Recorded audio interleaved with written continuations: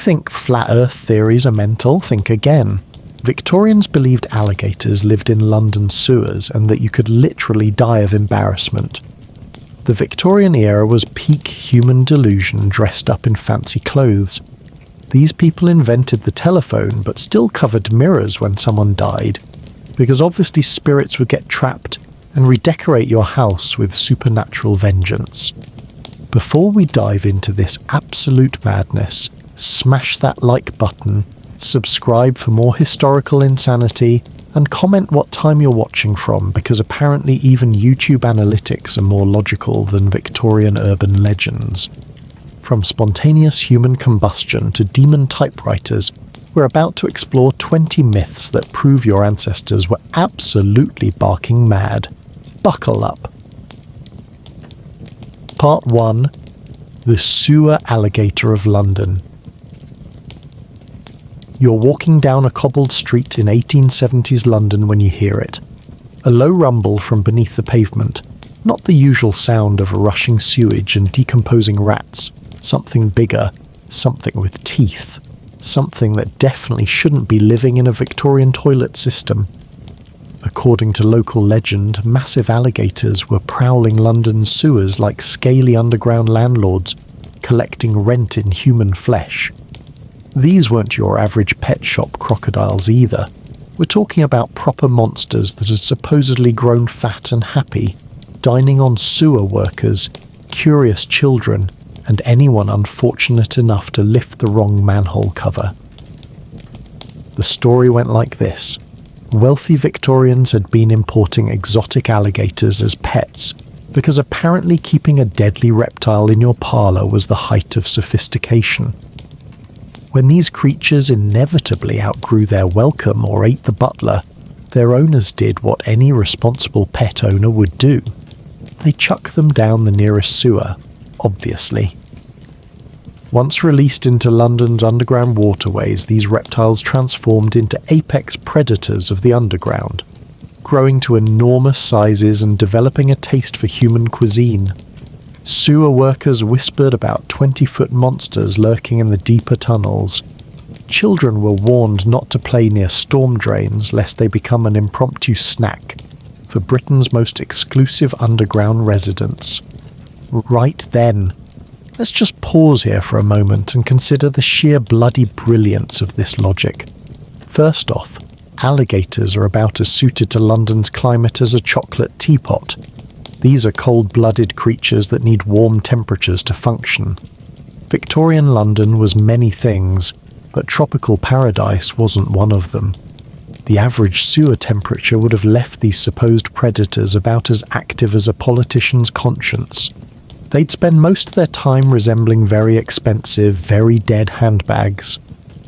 But let's pretend for a moment that evolution works faster than a Victorian factory owner's guilt about child labour. What exactly were these alligators eating down there? The sewers contained human waste, industrial runoff, and the occasional dead rat. That's not exactly the sort of balanced diet that produces apex predators. Unless these creatures had developed the ability to survive on pure sewage, in which case they'd basically become the perfect metaphor for Victorian city planning. The wealthy pet owners supposedly responsible for this ecological disaster would have faced some rather obvious practical challenges. Transporting large angry reptiles through London streets without anyone noticing might have been slightly difficult. It's not like you can just pop an alligator into a hansom cab and ask the driver to stop by the nearest sewer entrance. Destination, please? Oh, just anywhere I can dispose of this man-eating reptile, good fellow. Then there's the minor issue of the sewer system itself. Victorian sewers were designed for waste removal, not wildlife preservation. The flow rates, chemical composition, and general awfulness would have made long-term reptilian habitation about as likely as finding decent customer service at a Victorian workhouse. The supposed eyewitness accounts are particularly charming. Sewer workers, after spending 8 hours wading through rivers of human excrement in poorly lit tunnels, occasionally reported seeing strange shapes in the water. Shocking, really. Who could have predicted that people working in such delightful conditions might experience the odd hallucination? What makes this myth particularly ridiculous is that Victorian London had plenty of genuine horrors without adding fictional reptiles. The city was already trying to kill you in approximately 17 different ways. The air was toxic, the water was contaminated, the food was questionable, and the working conditions were homicidal.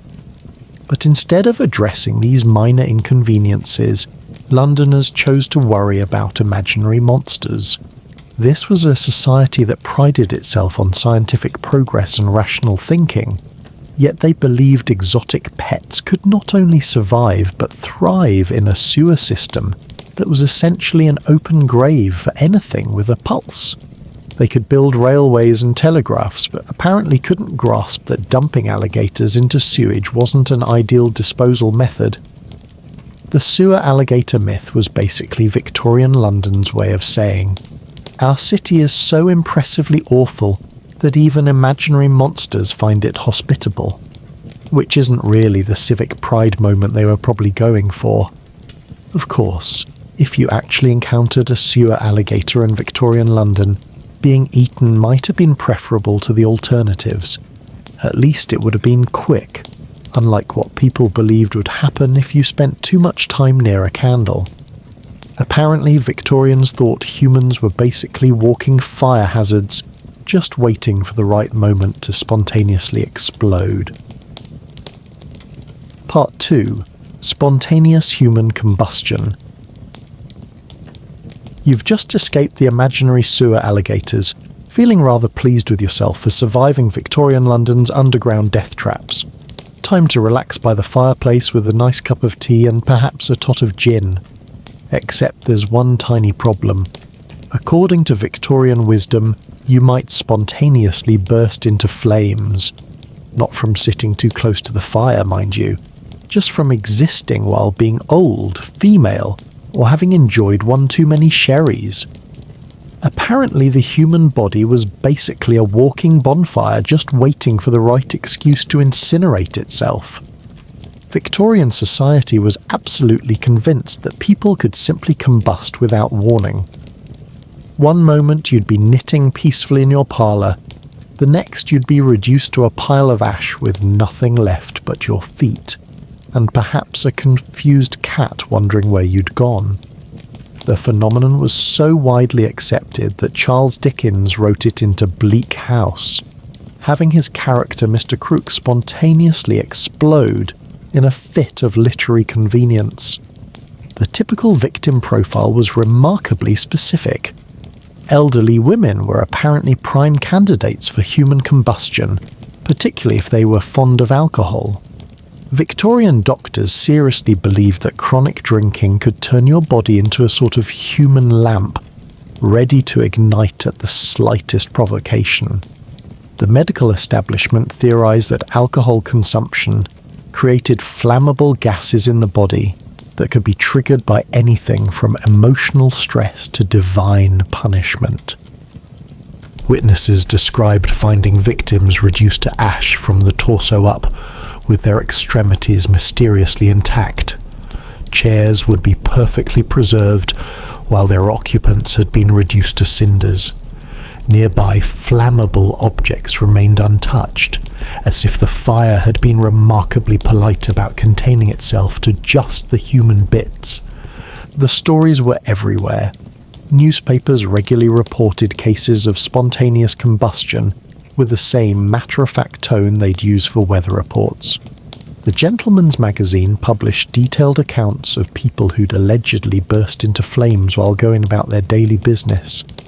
Medical journals debated the precise mechanics of human auto-ignition, with the seriousness usually reserved for actual diseases. One particularly famous case involved the Countess Cornelia Bandy, who was reportedly found in her bedroom reduced to a pile of ash with only her legs remaining intact.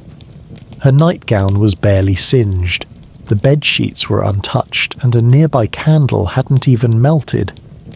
Clearly, this was the work of supernatural forces rather than anything as mundane as falling asleep too close to a heat source.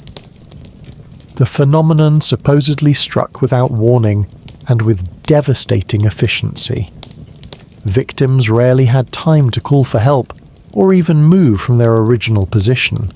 The fire burned so intensely that it consumed bones, organs, and everything else, yet remained mysteriously contained to just the person in question. It was as if God had invented the world's most selective blowtorch. Medical experts of the day proposed various mechanisms for this biological fireworks display. Some believed that electrical imbalances in the body could create spark-like conditions. Others theorized that certain dietary habits or emotional states could render the human form combustible. The most popular theory involved the accumulation of flammable gases in the digestive system, which could supposedly ignite through some mysterious internal process. Religious authorities weren't entirely surprised by these incidents. After all, if the human soul could burn in hell for eternity, why shouldn't the body occasionally preview the experience? Some sermons suggested that spontaneous combustion was divine punishment for particularly egregious sins, which must have made confession considerably more urgent. The fear became so widespread that people started taking precautions against their own potential combustion. Some avoided alcohol entirely, reasoning that sobriety was a small price to pay for not exploding. Others carried buckets of water or sand just in case they felt the telltale signs of imminent ignition. Insurance companies even started including spontaneous combustion clauses in their policies, because apparently even Victorian capitalism found a way to profit from imaginary death. Right, let's just take a moment to appreciate the magnificent absurdity of this entire concept, shall we? The idea that humans can spontaneously burst into flames is roughly as scientifically sound as believing that sheep can fly or that politicians tell the truth. The human body is approximately 60% water, which makes it about as flammable as a particularly soggy biscuit. For a person to simply ignite without an external heat source would require overturning several fundamental laws of physics, chemistry, and basic common sense. The supposed evidence for spontaneous combustion falls apart faster than a Victorian tenement building, those mysteriously intact extremities. Turns out that when bodies burn in enclosed spaces, the torso burns more completely due to the higher fat content, while hands and feet often survive because they're leaner and cooler. It's not supernatural selectivity, it's basic thermodynamics. The untouched surroundings that so impressed Victorian investigators are easily explained by something called the wick effect. When clothing catches fire, the fabric acts like a candle wick, slowly burning the body's fat as fuel while keeping the flames relatively contained. It's not divine intervention, it's the same principle that makes candles work, except considerably more grim. Charles Dickens, bless his creative soul, did more to popularize this nonsense than any medical journal. When one of literature's most respected authors writes spontaneous combustion into a novel, suddenly it seems legitimate. Never mind that Dickens also wrote about ghosts, talking Christmas spirits, and the possibility of human decency in Victorian London. Clearly he was a reliable source for scientific phenomena. The alcohol theory was particularly brilliant in its wrongness. Victorian doctors believed that chronic drinking could turn your body into a walking distillery, ready to explode at any moment. Apparently they thought human metabolism worked like a poorly maintained gin still. If this were true, half of London would have been regularly erupting in flames, given the city's relationship with alcohol. The medical establishment's explanation for the phenomenon was peak Victorian pseudoscience. They theorized about electrical imbalances and digestive gases with the confidence of people who also believed that cholera was caused by bad smells. and that mental illness could be cured by spinning people in chairs. These were the same experts who thought bloodletting was a cure-all and that women's brains were too small for education. What makes this myth particularly ridiculous is the sheer logistics of human combustion. The temperature required to reduce a human body to ash is around 1400 to 1800 degrees Fahrenheit. That's roughly equivalent to a crematorium furnace. The idea that such intense heat could spontaneously generate inside a person without them noticing until they burst into flames suggests that Victorian understanding of biology was approximately as accurate as their understanding of workplace safety. The insurance companies that started covering spontaneous combustion were essentially betting on the laws of physics suddenly taking a holiday. They might as well have offered policies against dragon attacks or spontaneous wealth generation. Although given Victorian business practices, they probably would have found a way to deny those claims too. The religious interpretation was equally charming. Apparently God had nothing better to do than occasionally incinerate elderly women as cosmic punishment for their sins, because the Almighty clearly operates like a particularly vindictive street magician, making people disappear in puffs of smoke when they've been insufficiently pious. The precautions people took against spontaneous combustion were delightfully pointless. Carrying water buckets to prevent internal fires makes about as much sense as wearing umbrellas to prevent meteors.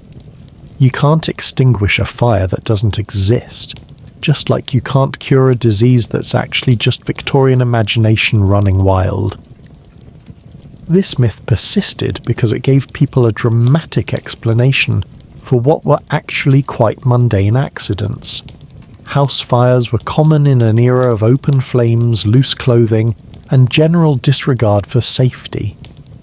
Rather than admit that someone had fallen asleep too close to a candle or knocked over a lamp, it was much more exciting to claim they'd spontaneously combusted. The spontaneous combustion craze was Victorian London's way of turning tragic accidents into supernatural entertainment. It was easier to believe in mysterious forces than to acknowledge that their living conditions were basically one giant fire hazard waiting to happen. Of course, if spontaneous combustion had been real, it might have solved several of Victorian London's problems rather efficiently. Overpopulation, unemployment, the general awfulness of daily existence, all sorted with a quick burst of flames. Though knowing Victorian luck, they'd probably have found a way to make even spontaneous combustion into a workplace hazard. But don't worry about accidentally incinerating yourself just yet. You've got bigger problems to worry about, like whether you're actually dead already and just haven't noticed. Because according to Victorian wisdom, being buried alive was so common they invented special coffins just to deal with the inconvenience. Part 3. The Buried Alive Epidemic. So you've survived the imaginary sewer alligators and avoided spontaneously combusting. Brilliant. Now you just have to worry about being declared dead when you're perfectly fine and waking up 6 feet underground with nothing but a coffin lid for company. Victorian society was absolutely terrified of premature burial. Not just mildly concerned, mind you. Proper, pants-wetting terrified. The fear was so widespread that being buried alive became the Victorian equivalent of zombies, sharks, and tax audits, all rolled into one nightmare scenario. The panic reached such heights that entrepreneurs started manufacturing safety coffins, elaborate contraptions designed to help you escape from your own grave. These ingenious devices came equipped with bells, flags, breathing tubes, and occasionally even small libraries for the extended underground stay, because apparently being buried alive was expected to be such a common occurrence that you might as well be comfortable. The most popular model featured a cord connected to a bell mounted above ground.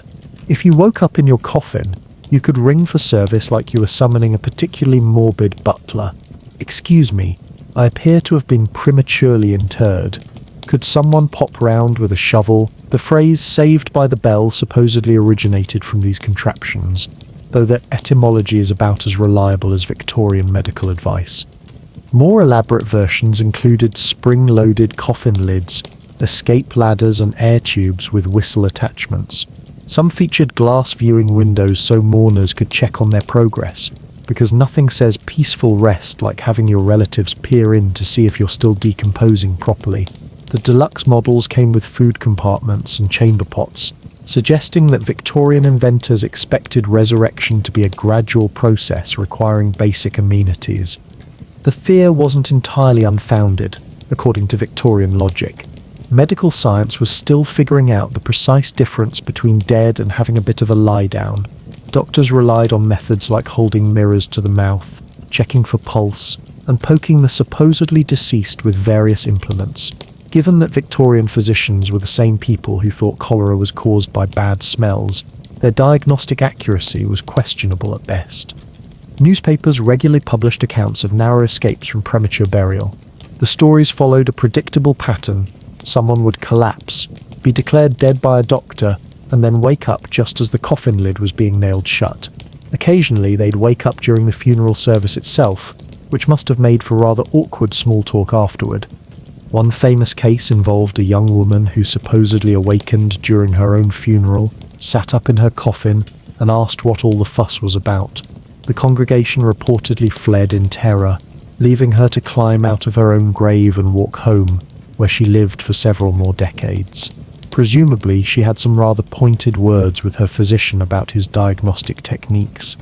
Cemetery workers claimed to regularly hear scratching sounds from fresh graves, along with muffled cries for help. Some graves, when eventually reopened, revealed coffins with scratched interiors and bodies found in positions suggesting desperate attempts to escape.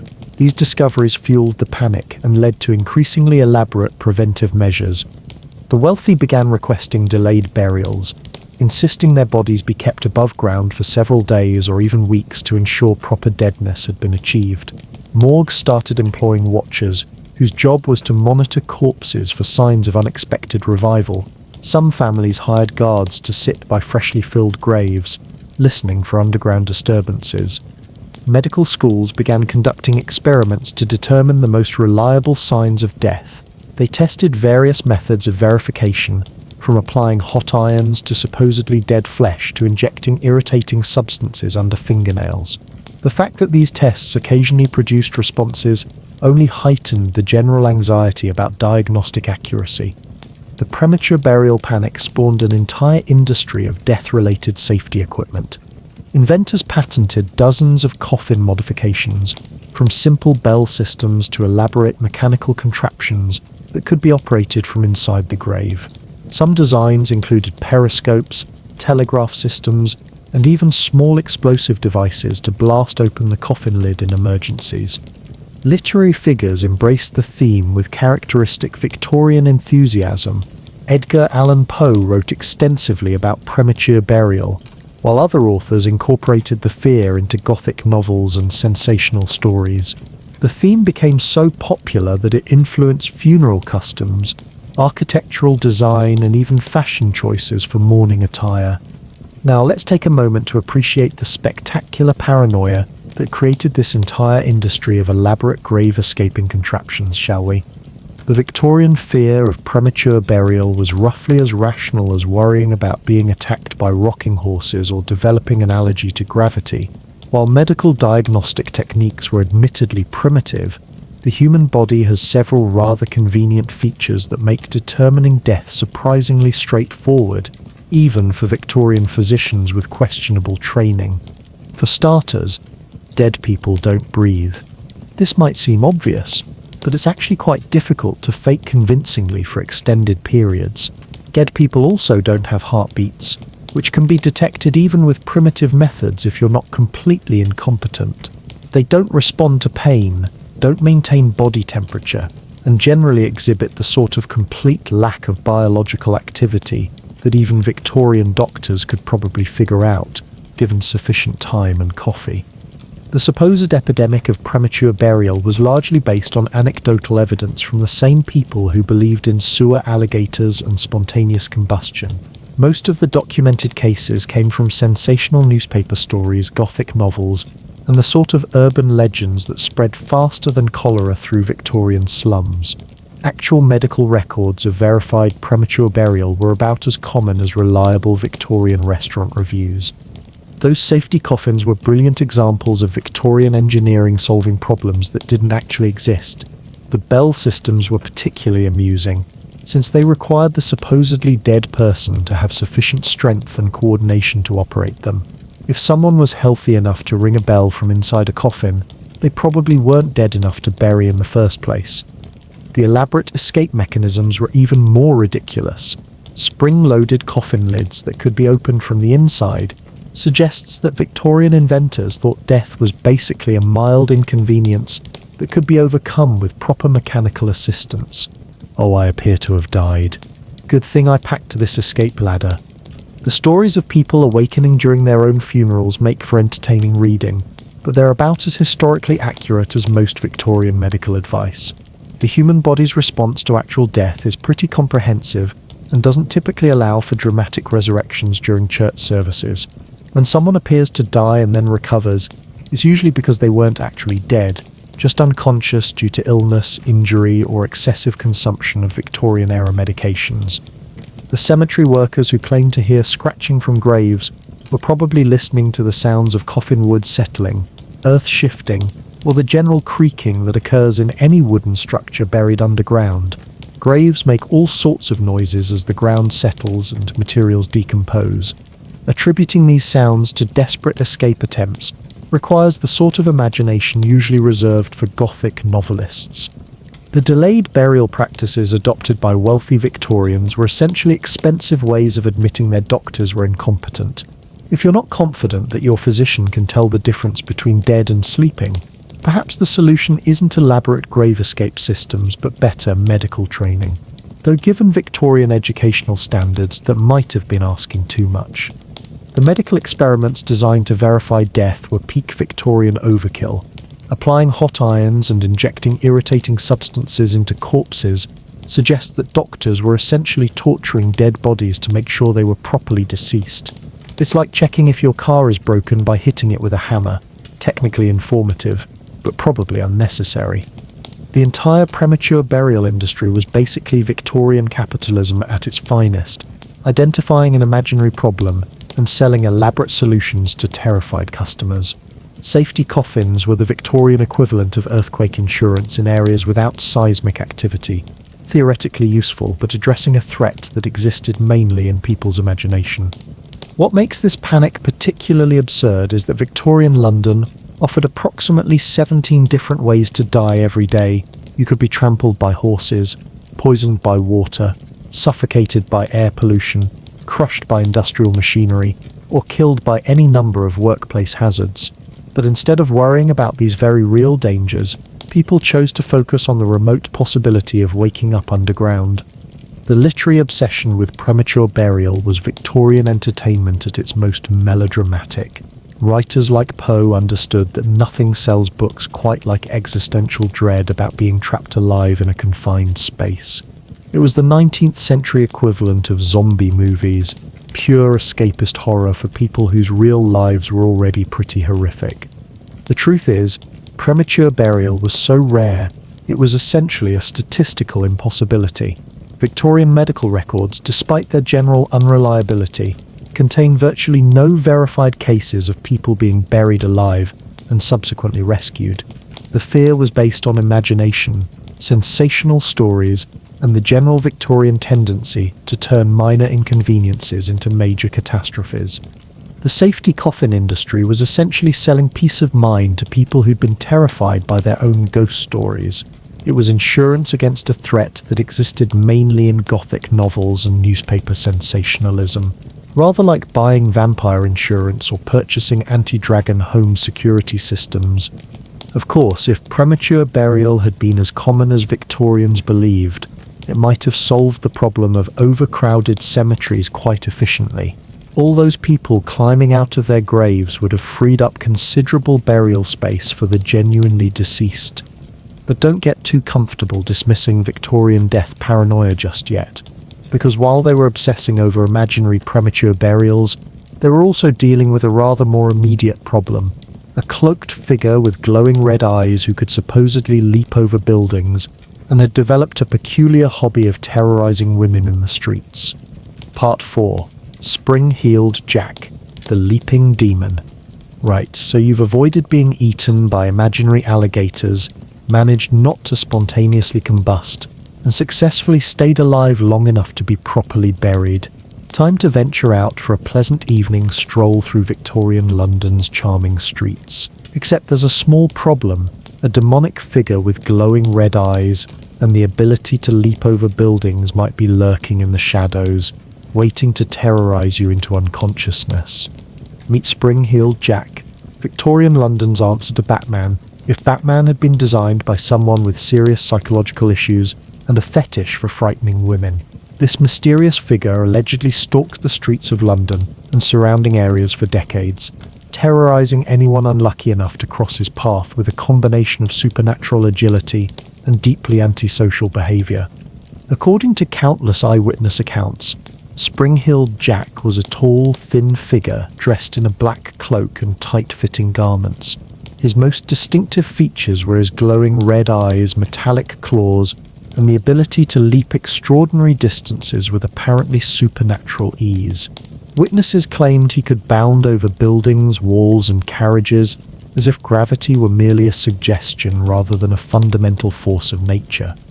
The creature's preferred targets were young women walking alone, particularly servant girls returning home after dark.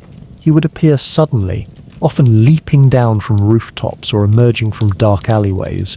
His typical approach involved grabbing his victims, breathing blue flames in their faces, and then bounding away with inhuman speed before anyone could respond. Some accounts described him tearing at women's clothing with his claws, though he never seemed interested in robbery or conventional assault. The first widely reported encounter occurred in 1837, when a young woman named Mary Stevens claimed to have been attacked near Lavender Hill. According to her account, a strange figure leaped out from a dark alley, grabbed her with hands that felt like cold, clammy claws, and began tearing at her clothes before she screamed loudly enough to summon help.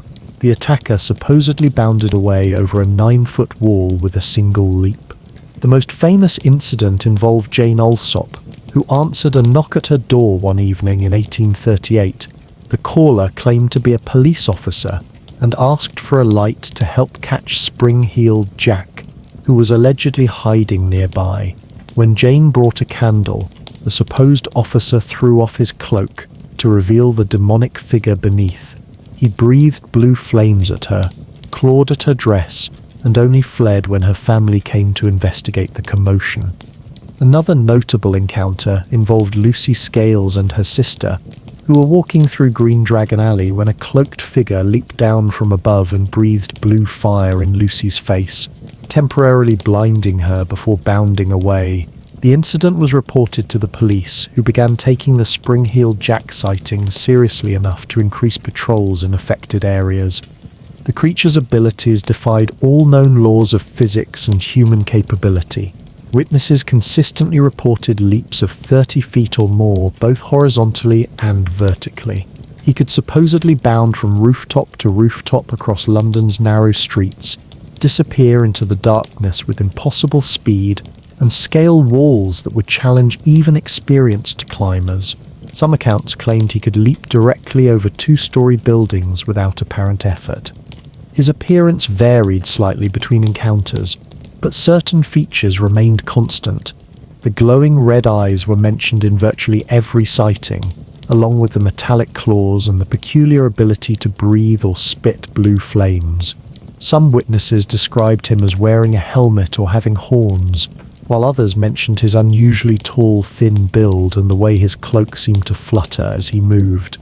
The authorities took the reports seriously enough to issue public warnings and increase police patrols in areas where Spring-Heeled Jack had been sighted.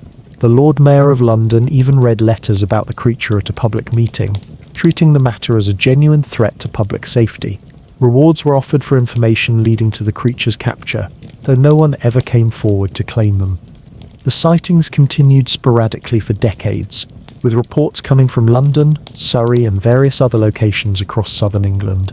The creature seemed to evolve with the times, with later accounts describing him wearing more modern clothing or adapting his methods to changing urban environments. Some Victorian investigators theorized that spring-heeled Jack might be multiple individuals using similar costumes and techniques. Theories about the creature's identity ranged from the supernatural to the mundane. Some believed he was literally a demon or devil sent to terrorize London. Others suggested he might be an escaped lunatic with unusual physical abilities, or someone using mechanical devices to achieve his extraordinary leaps. The most persistent theory involved a wealthy individual or group of individuals perpetrating an elaborate hoax for their own amusement. The spring-heeled Jack phenomenon captured the Victorian imagination completely. Penny Dreadfuls published sensational stories about his exploits, often embellishing the already extraordinary accounts with additional supernatural elements. The creature became a popular subject for theatrical productions, street ballads, and children's ghost stories. He was simultaneously feared and celebrated as a uniquely British monster. Now then, let's take a moment to examine this absolutely bonkers supernatural superhero story with the sort of rational analysis it so richly deserves, shall we? Spring-heeled Jack was essentially Victorian London's first urban superhero, except instead of fighting crime, he specialized in terrifying women and then vanishing like a particularly antisocial stage magician. The fact that an entire city took these reports seriously suggests that Victorian credulity knew no bounds. Let's start with those impressive leaping abilities, shall we? The idea that someone could bound over buildings and leap 30 feet in a single bound requires either supernatural powers or a fundamental misunderstanding of how human legs work. Even Olympic high jumpers with modern training and equipment struggle to clear 8 feet vertically. The notion that some mysterious figure was casually hopping over 2-story buildings suggests that Victorian witnesses had either remarkable imaginations or serious problems with depth perception. The glowing red eyes were a particularly nice touch, though somewhat impractical from a biological standpoint. Human eyes don't actually glow unless they're reflecting light, and even then, the effect is hardly demonic. The consistent reports of this feature suggest either a shared delusion or someone with access to remarkably advanced optical effects for the 1830s. Perhaps spring-heeled Jack was simply Britain's first contact lens enthusiast. The blue flame breathing was peak Victorian theatrical nonsense. While it's technically possible to create the illusion of breathing fire using various chemical compounds, doing so requires considerable preparation and equipment. The idea that someone was carrying around flame-producing apparatus while simultaneously performing superhuman athletic feats suggests either remarkable dedication to the performance or a serious misunderstanding of basic chemistry and physics. Those metallic claws were presumably some sort of costume accessory, though their effectiveness as weapons seems questionable given that spring-heeled Jack's victims typically escaped with minor injuries. Either he was the most incompetent demon in supernatural history, or his claws were about as threatening as particularly aggressive hair accessories. The targeting of young women, particularly servant girls, reveals something rather more mundane than supernatural evil. Victorian London was full of wealthy young men with too much time, too much money, and too few productive outlets for their energy. The idea that some bored aristocrat might have decided to dress up as a demon and terrorize working-class women for entertainment is considerably more plausible than actual supernatural intervention. The costume itself would have been relatively easy to create using Victorian theatrical techniques. Red-tinted lenses for the glowing eyes, spring-loaded shoes for enhanced jumping ability, chemical compounds for flame effects, and simple costume claws could have created a convincing demonic appearance. The technology existed. What was lacking was common sense among the witnesses. The police response to spring-heeled Jack reports was delightfully earnest, considering they were essentially investigating complaints about a man in a Halloween costume. Victorian law enforcement was apparently willing to devote resources to capturing someone whose primary crime was being really good at jumping and mildly annoying, though given their track record with actual criminals, perhaps chasing imaginary demons was a more achievable goal. The longevity of the spring-heeled Jack phenomenon suggests either remarkable dedication from a single perpetrator or multiple individuals copying the concept.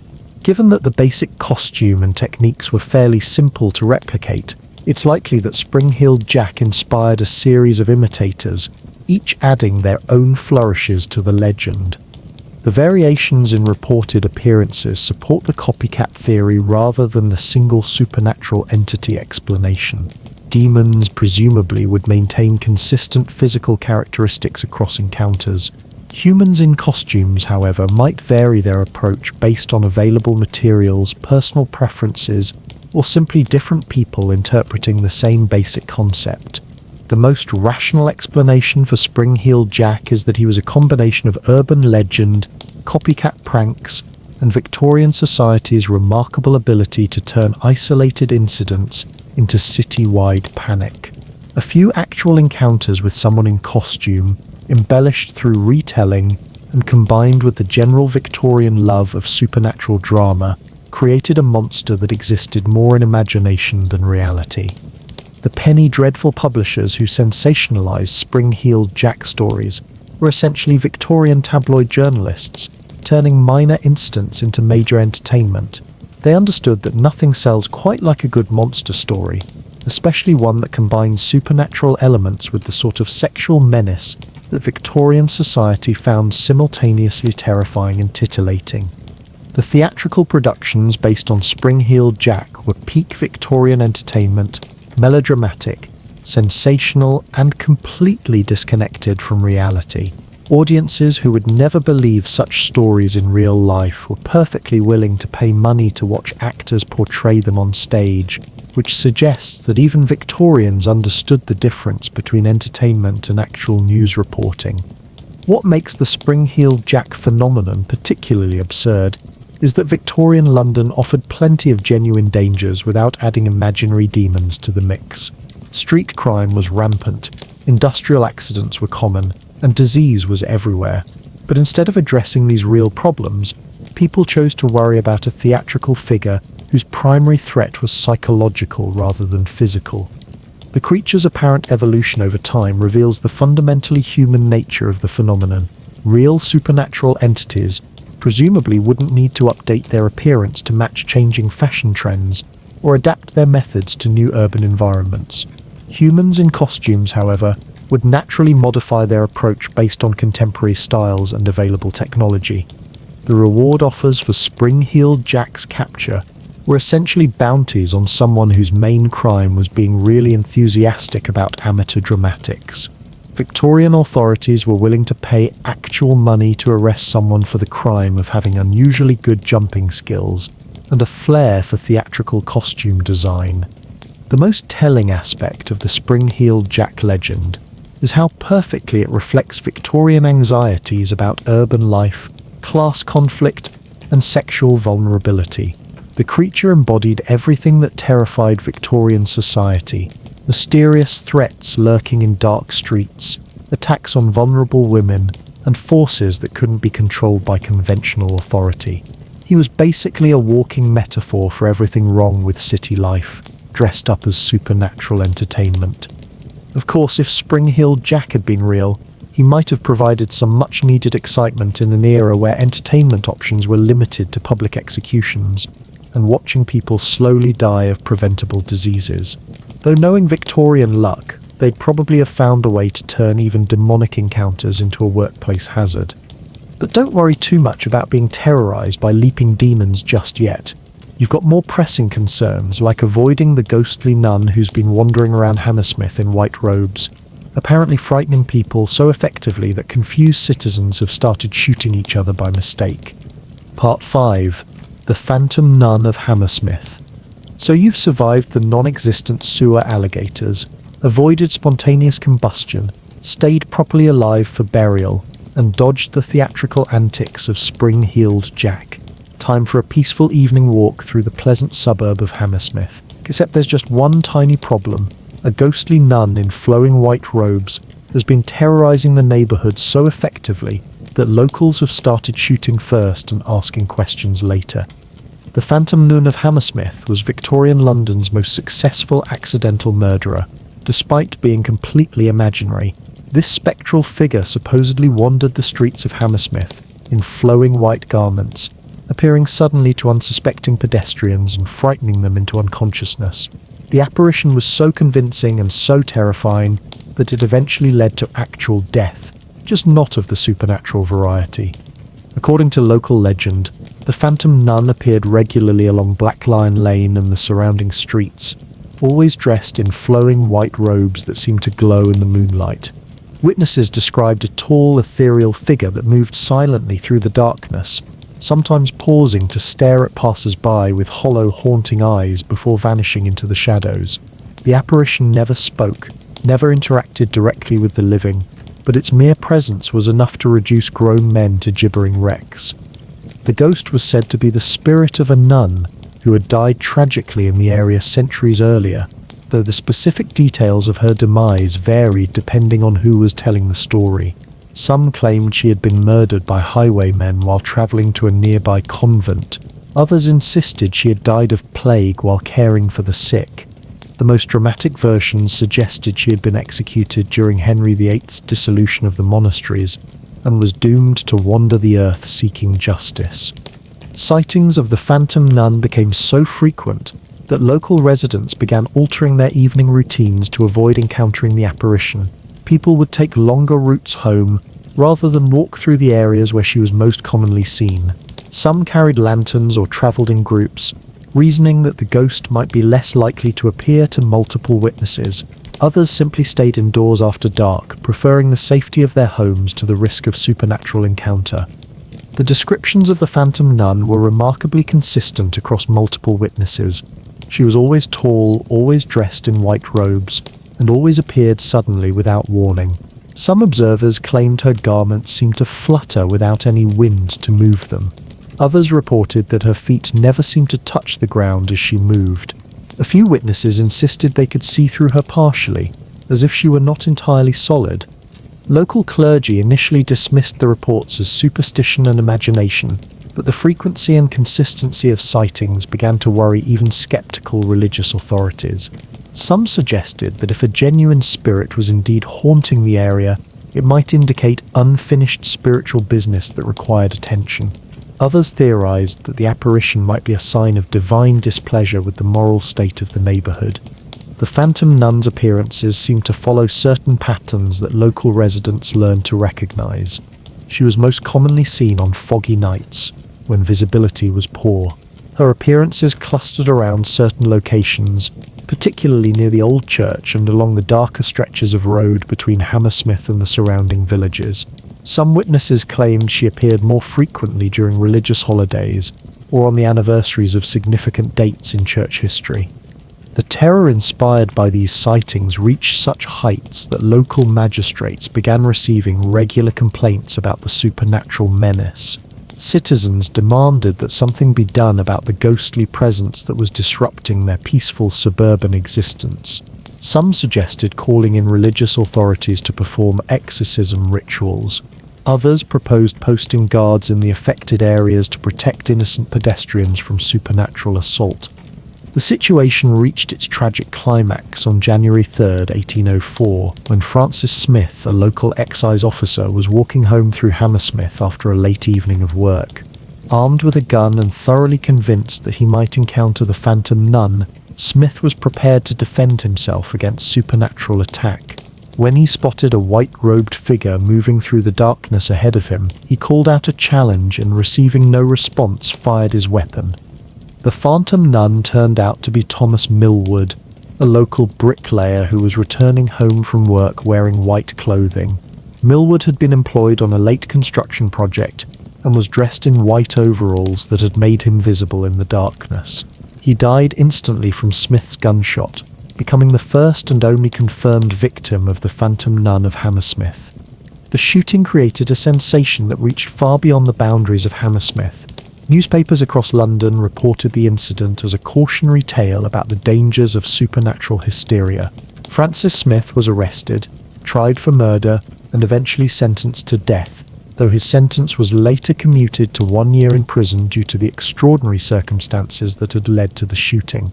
The trial revealed the extent to which phantom nun hysteria had gripped the Hammersmith community. Witness after witness testified about their own encounters with the ghostly figure, creating a detailed record of supernatural sightings that had terrorized the neighborhood for months. The proceedings demonstrated how collective fear could transform innocent coincidences into perceived supernatural threats. Following Millwood's death and Smith's trial, the phantom nun sightings decreased dramatically. Some residents claimed that the spirit had finally found peace after the tragic consequences of her haunting became apparent. Others suggested that the publicity surrounding the shooting had made people more cautious about reporting supernatural encounters. A few skeptics wondered whether the phantom nun had ever existed at all outside the imagination of frightened suburbanites. Now let's take a moment to appreciate this absolutely brilliant example of how Victorian ghost stories could transition from harmless entertainment to actual homicide, shall we? The Phantom Nun of Hammersmith was essentially a masterclass in how mass hysteria combined with poor lighting and questionable decision-making can turn suburban life into a tragic farce. The fact that an entire community became so thoroughly convinced of supernatural presence that they started shooting at people in white clothing suggests that Victorian critical thinking skills were somewhat limited. Let's start with the basic premise, shall we? A ghostly nun wandering around Hammersmith in glowing white robes is roughly as plausible as finding a decent cup of coffee in a Victorian workhouse.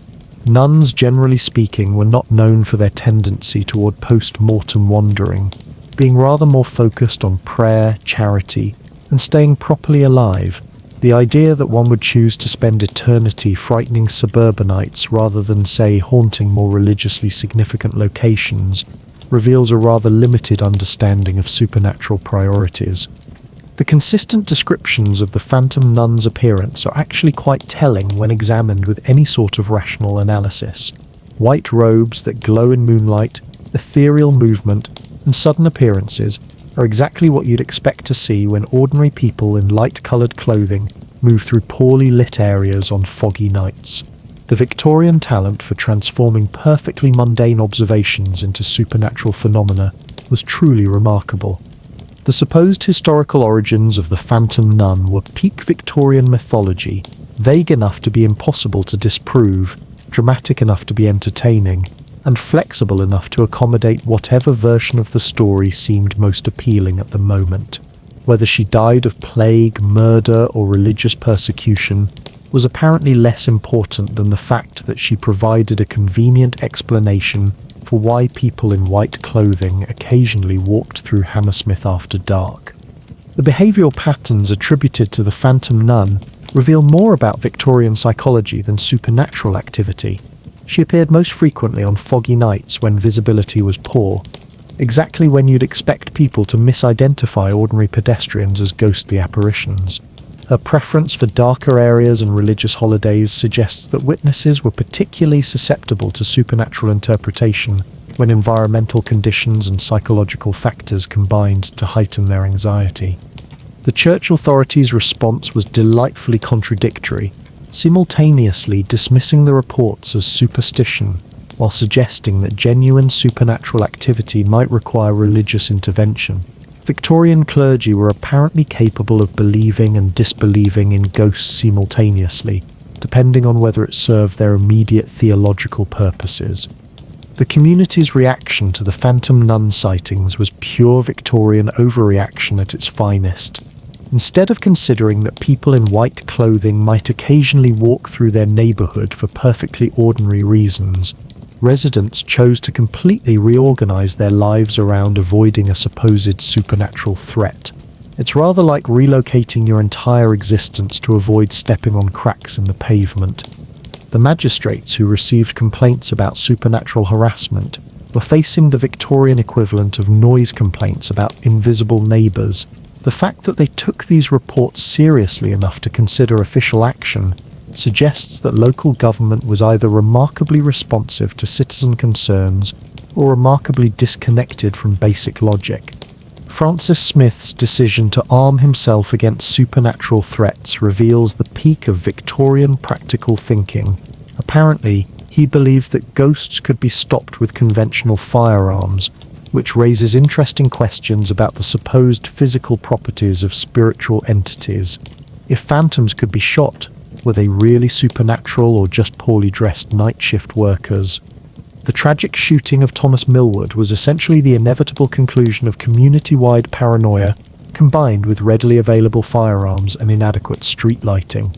Poor Millward became history's most unfortunate victim of fashion choices, dying because his work clothes happened to match contemporary descriptions of supernatural entities. The trial that followed Smith's arrest created the bizarre spectacle of a legal system attempting to adjudicate supernatural testimony. Witnesses swore under oath to describe their encounters with ghostly apparitions, while judges and juries tried to determine the legal implications of shooting imaginary entities. It was essentially a courtroom production of Victorian ghost stories with actual legal consequences. The dramatic decrease in phantom nun sightings following the shooting suggests that the supernatural threat had been considerably less supernatural than previously believed. Real ghosts presumably wouldn't be deterred by the occasional homicide. The phantom nun's apparent retirement following negative publicity reveals the fundamentally human nature of the phenomenon. What makes this episode particularly absurd is the sheer logistics of supernatural haunting in suburban Hammersmith. Why would a ghostly nun choose such a mundane location for eternal wandering? Was there a particular spiritual significance to terrorizing commuters and late-shift workers? Did the afterlife really offer so few entertainment options that frightening suburbanites seemed like an appealing way to spend eternity? The phantom nun phenomenon was essentially Victorian England's first case study in how modern suburban life could generate its own mythology. A combination of poor lighting, social anxiety, religious symbolism, and collective imagination created a supernatural threat that existed primarily in the minds of people who had too much time to worry about things that weren't actually happening. The community's willingness to completely reorganize their lives around avoiding a supposed ghost reveals something profound about Victorian suburban psychology. Rather than address the practical issues that made their neighborhood feel unsafe, inadequate lighting, poor law enforcement, general social isolation, residents chose to blame their problems on supernatural intervention. The religious imagery associated with the phantom nun was no accident.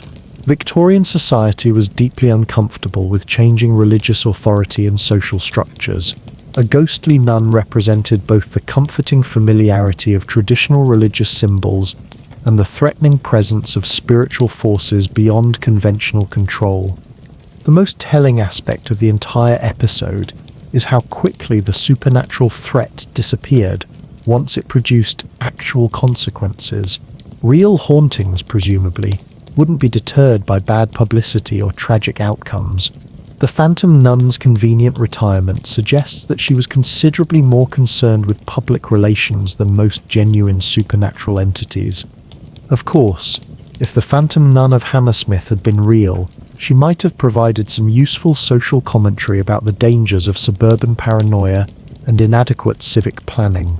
Though knowing Victorian priorities, they'd probably have blamed the shooting on moral decay rather than admitting their street lighting needed improvement. But don't get too comfortable dismissing ghostly nuns just yet.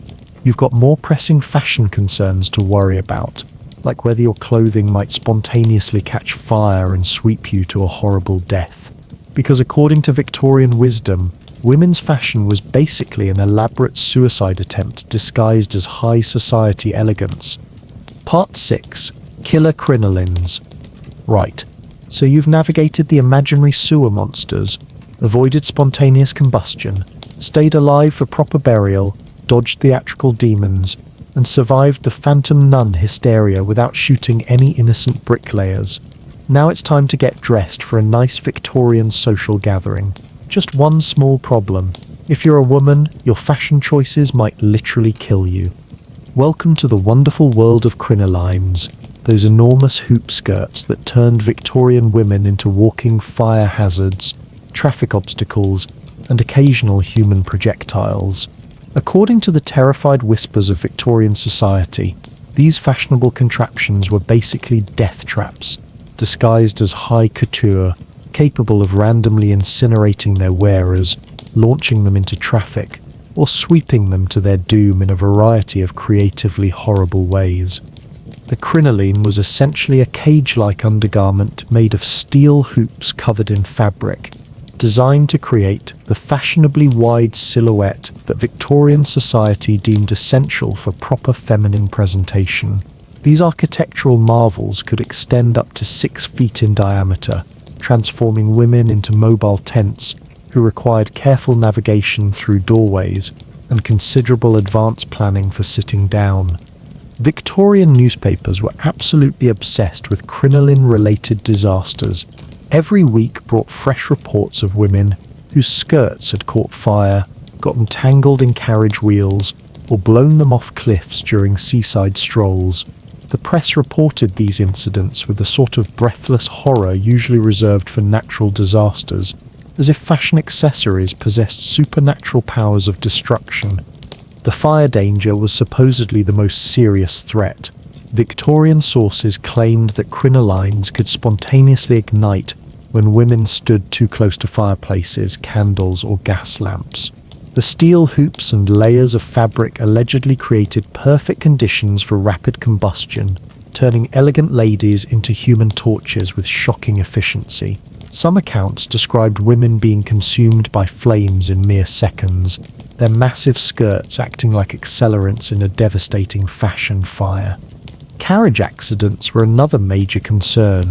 The enormous circumference of crinolines supposedly made it difficult for women to judge distances accurately, leading to situations where their skirts became entangled in carriage wheels, horse tackle, or other street-level machinery. Victorian accounts described women being dragged through the streets by their own clothing, unable to escape from garments that had become mechanical death traps. Wind-related incidents provided particularly dramatic newspaper copy. Strong gusts could allegedly catch crinoline skirts like sails, lifting women off their feet and propelling them into traffic, over cliffs or through windows. Some stories described ladies being blown across entire city blocks, their massive skirts functioning as inadvertent parachutes or hang gliders with unfortunate landing trajectories. Staircase accidents were a constant source of Victorian anxiety. The width of crinolines made navigating stairs treacherous, as women couldn't see their feet or judge the distance to individual steps. Falls down staircases were supposedly common and often fatal, as the cumbersome skirts made it impossible to break falls or regain balance once momentum was lost.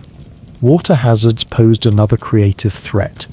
If a crinoline-wearing woman fell into a river, pond, or even a deep puddle, the steel framework would allegedly trap air and cause her to float helplessly, unable to right herself or swim to safety. The skirts would fill with water and drag victims underwater, creating a sort of fashionable anchor that made drowning inevitable. Railway platforms were considered particularly dangerous for crinoline wearers.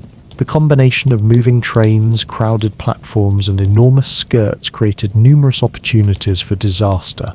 Women might have their dresses caught in closing carriage doors, be knocked onto tracks by their own unwieldy clothing, or simply lose their balance and fall under approaching trains. Social situations presented their own unique hazards. Women in crinolines could accidentally knock over furniture, sweep valuable objects off tables, or become wedged in doorways during emergency evacuations. The sheer physical space required by fashionable dress made simple activities, like attending church services or dinner parties, into logistical challenges with potentially deadly consequences.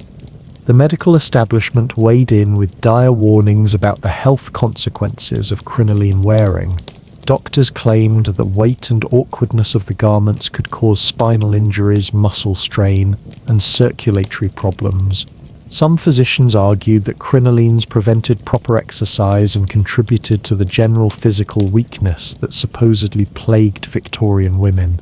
Even the clergy got involved, with some ministers preaching against crinolines as vanity that endangered both physical and spiritual health. They argued that fashion requiring such extreme measures was clearly contrary to divine will and natural law. Several religious authorities suggested that crinoline-related deaths might be God's way of punishing excessive vanity and worldly concerns. The fashion industry responded to these concerns with various safety modifications. Manufacturers developed safety crinolines with breakaway panels that would theoretically detach if caught in machinery. Others created fire-resistant treatments for the fabric or designed collapsible frameworks that could be quickly removed in emergencies. These innovations were marketed as essential life-saving features rather than optional accessories. Insurance companies began including specific clauses about crinoline-related accidents in their policies. Some insurers charged higher premiums for women who wore particularly large or elaborate crinolines, treating fashionable dress as a measurable risk factor, similar to dangerous occupations or hazardous hobbies. Now then, let's take a moment to examine this absolutely ridiculous moral panic about deadly fashion accessories with the sort of rational analysis that Victorian society so clearly lacked, shall we? The Great Crinoline Terror was essentially Victorian England's first case study in how to transform fashion choices into existential threats through the clever application of imagination, sensational journalism, and a complete disregard for basic physics and common sense. Let's start with those spontaneous combustion incidents, shall we? The idea that crinolines created special fire hazards ignores some rather fundamental principles about how clothing fires work. Fabric catches fire when exposed to sufficient heat, regardless of what sort of undergarment is supporting it. The steel hoops in crinolines were actually less flammable than most other clothing materials, being made of metal rather than organic fibers. The supposed rapid consumption by flames was pure newspaper sensationalism.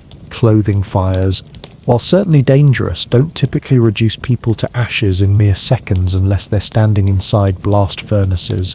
The dramatic accounts of women being instantly consumed by crinoline fires were roughly as accurate as most Victorian medical advice, which is to say completely wrong but confidently presented. Those carriage wheel entanglement stories were mechanically implausible on several levels.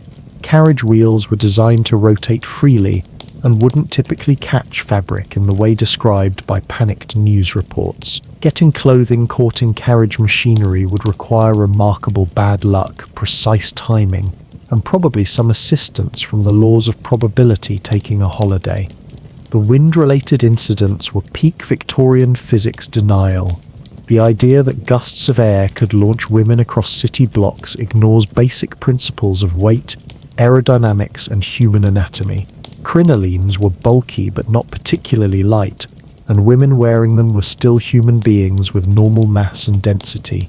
They weren't helium balloons waiting for a strong breeze to achieve flight.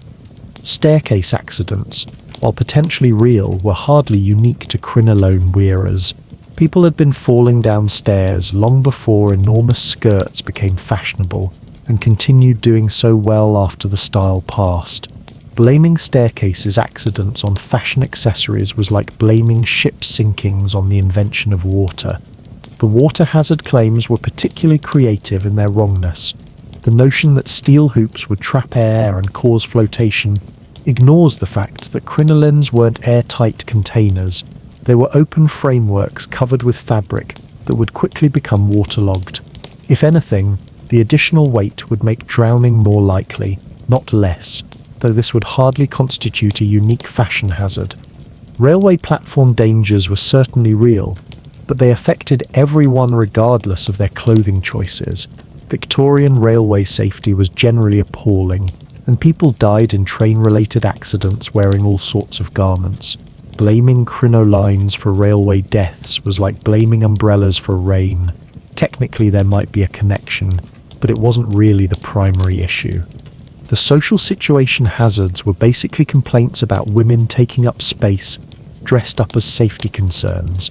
The real problem wasn't that crinolines were dangerous.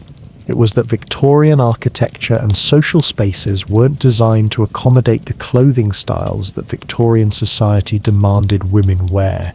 Rather than redesign buildings or question fashion requirements, it was easier to blame the garments themselves. The medical warnings about crinolines were peak Victorian medical expertise. The same doctors who thought cholera was caused by bad smells and that mental illness could be cured with cold baths were suddenly experts on the biomechanical effects of undergarments.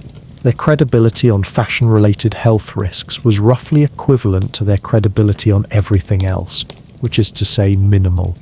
The religious opposition to crinolines revealed more about Victorian sexual anxiety than genuine spiritual concern. The clergy were essentially arguing that God disapproved of women wearing clothing that made them take up more physical space, which says something rather telling about Victorian attitudes toward feminine presence and authority. The safety crinolines marketed by clever manufacturers were brilliant examples of Victorian capitalism creating solutions to problems that didn't actually exist. Breakaway panels and fire-resistant treatments were expensive additions to address dangers that were largely imaginary, but they sold well to customers who'd been thoroughly frightened by sensational newspaper coverage. The insurance company policies about crinoline risks were essentially gambling on Victorian gullibility. Insurers were charging higher premiums based on fashion choices rather than actual actuarial data, because apparently even Victorian business practices were influenced by moral panic and social hysteria. What makes the crinoline terror particularly absurd is the selective focus on fashion-related dangers, while ignoring the genuinely lethal aspects of Victorian daily life. Women wearing crinolines faced real threats from contaminated water, toxic air, dangerous working conditions, and substandard medical care. But instead of addressing these systemic problems, society chose to focus on the imaginary dangers posed by underwear. The newspaper coverage of crinoline incidents was pure sensational journalism designed to sell papers rather than inform readers. The same publications that ignored industrial accidents, disease outbreaks, and workplace deaths devoted extensive coverage to supposed fashion disasters because frightened readers bought more newspapers. The real danger of crinolines wasn't fire, wind, or mechanical entanglement. It was the way they symbolized Victorian society's confused relationship with feminine agency and physical presence. Women in enormous skirts took up more space, moved differently, and required accommodation from their environment. The moral panic about crinoline dangers was essentially anxiety about women's changing social role, disguised as concern for their physical safety. The crinoline terror was Victorian England's way of expressing discomfort with women's fashion choices, while avoiding direct criticism of feminine autonomy. Rather than simply admitting that they disapproved of women wearing attention-getting clothing, critics invented elaborate safety concerns to justify their disapproval. Of course, if crinolines had actually been as dangerous as Victorian society believed, they might have solved several social problems rather efficiently. Overpopulation, excessive social gatherings, and the general problem of women taking up space in public venues would all have been addressed by fashion-related natural selection. But don't get too comfortable dismissing Victorian fashion paranoia just yet. You've got more pressing technological concerns to worry about, like whether your newfangled typing machine might be possessed by spirits from beyond the grave, turning your innocent correspondence into supernatural communication devices. Part 7. The Haunted Typewriter. Congratulations! You've survived imaginary alligators, avoided spontaneous combustion, stayed properly alive, dodged theatrical demons, navigated phantom nun hysteria, and managed not to be killed by your own clothing. Now it's time to embrace the marvels of modern technology and perhaps compose a nice letter using one of those newfangled typing machines. Just one small problem. According to Victorian wisdom, your typewriter might be possessed by spirits from beyond the grave. By the 1880s, the typewriter had become the latest marvel of Victorian innovation, promising to revolutionize written communication with mechanical precision and impressive efficiency. These ingenious devices could produce clear, uniform text much faster than traditional handwriting, making them popular in offices, government buildings, and progressive households. Unfortunately, They also came with an unexpected side effect, the ability to channel messages from the spirit world. According to increasingly worried Victorian spiritualists and amateur investigators, typewriters possessed mysterious properties that made them ideal conduits for supernatural communication. The machines would allegedly operate on their own, producing messages that no living person had typed. Office workers would arrive in the morning to find their typewriters had been busy overnight, generating pages of text in languages no one recognized or messages from deceased relatives seeking to communicate with the living world. The phenomenon typically began with small, seemingly innocent incidents. A typewriter might produce an extra letter or two beyond what the operator had intended to type. Workers would dismiss these occurrences as mechanical errors or simple mistakes in their typing technique. But gradually the incidents would escalate into more dramatic supernatural manifestations that couldn't be explained by ordinary mechanical malfunction. Entire sentences would appear on documents without anyone remembering typing them. The text would often be cryptic, poetic, or written in archaic language that seemed inconsistent with normal business correspondence. Some messages claimed to be communications from specific deceased individuals, complete with personal details that living operators couldn't possibly have known. Others consisted of warnings, prophecies, or philosophical observations that seemed beyond the intellectual capacity of typical office staff. The most disturbing cases involved typewriters that operated completely independently of human input. Office workers would hear the familiar clicking of keys late at night, long after everyone had gone home. Security guards reported finding typewriters running on their own, producing page after page of mysterious text with no operator present. The machines would stop abruptly when discovered, as if the spirits had been interrupted in their supernatural correspondence. Some typewriters developed preferences for particular types of supernatural communication. One machine in a London law office supposedly specialized in messages from deceased clients seeking to provide additional testimony for ongoing legal cases. Another typewriter in a newspaper office allegedly received regular dispatches from dead journalists reporting on events in the afterlife with the same professional dedication they'd shown while living. The quality of spirit communication varied considerably between different typewriter models. More expensive machines seemed to attract higher quality supernatural correspondence, while basic models were apparently limited to simple messages from recently deceased individuals with limited literary skills. Some Victorian investigators theorized that the mechanical complexity of different typewriters determined their effectiveness as spiritual communication devices. Professional mediums began incorporating typewriters into their seances, claiming that the machines could provide more reliable spirit communication than traditional methods like table rapping or automatic writing.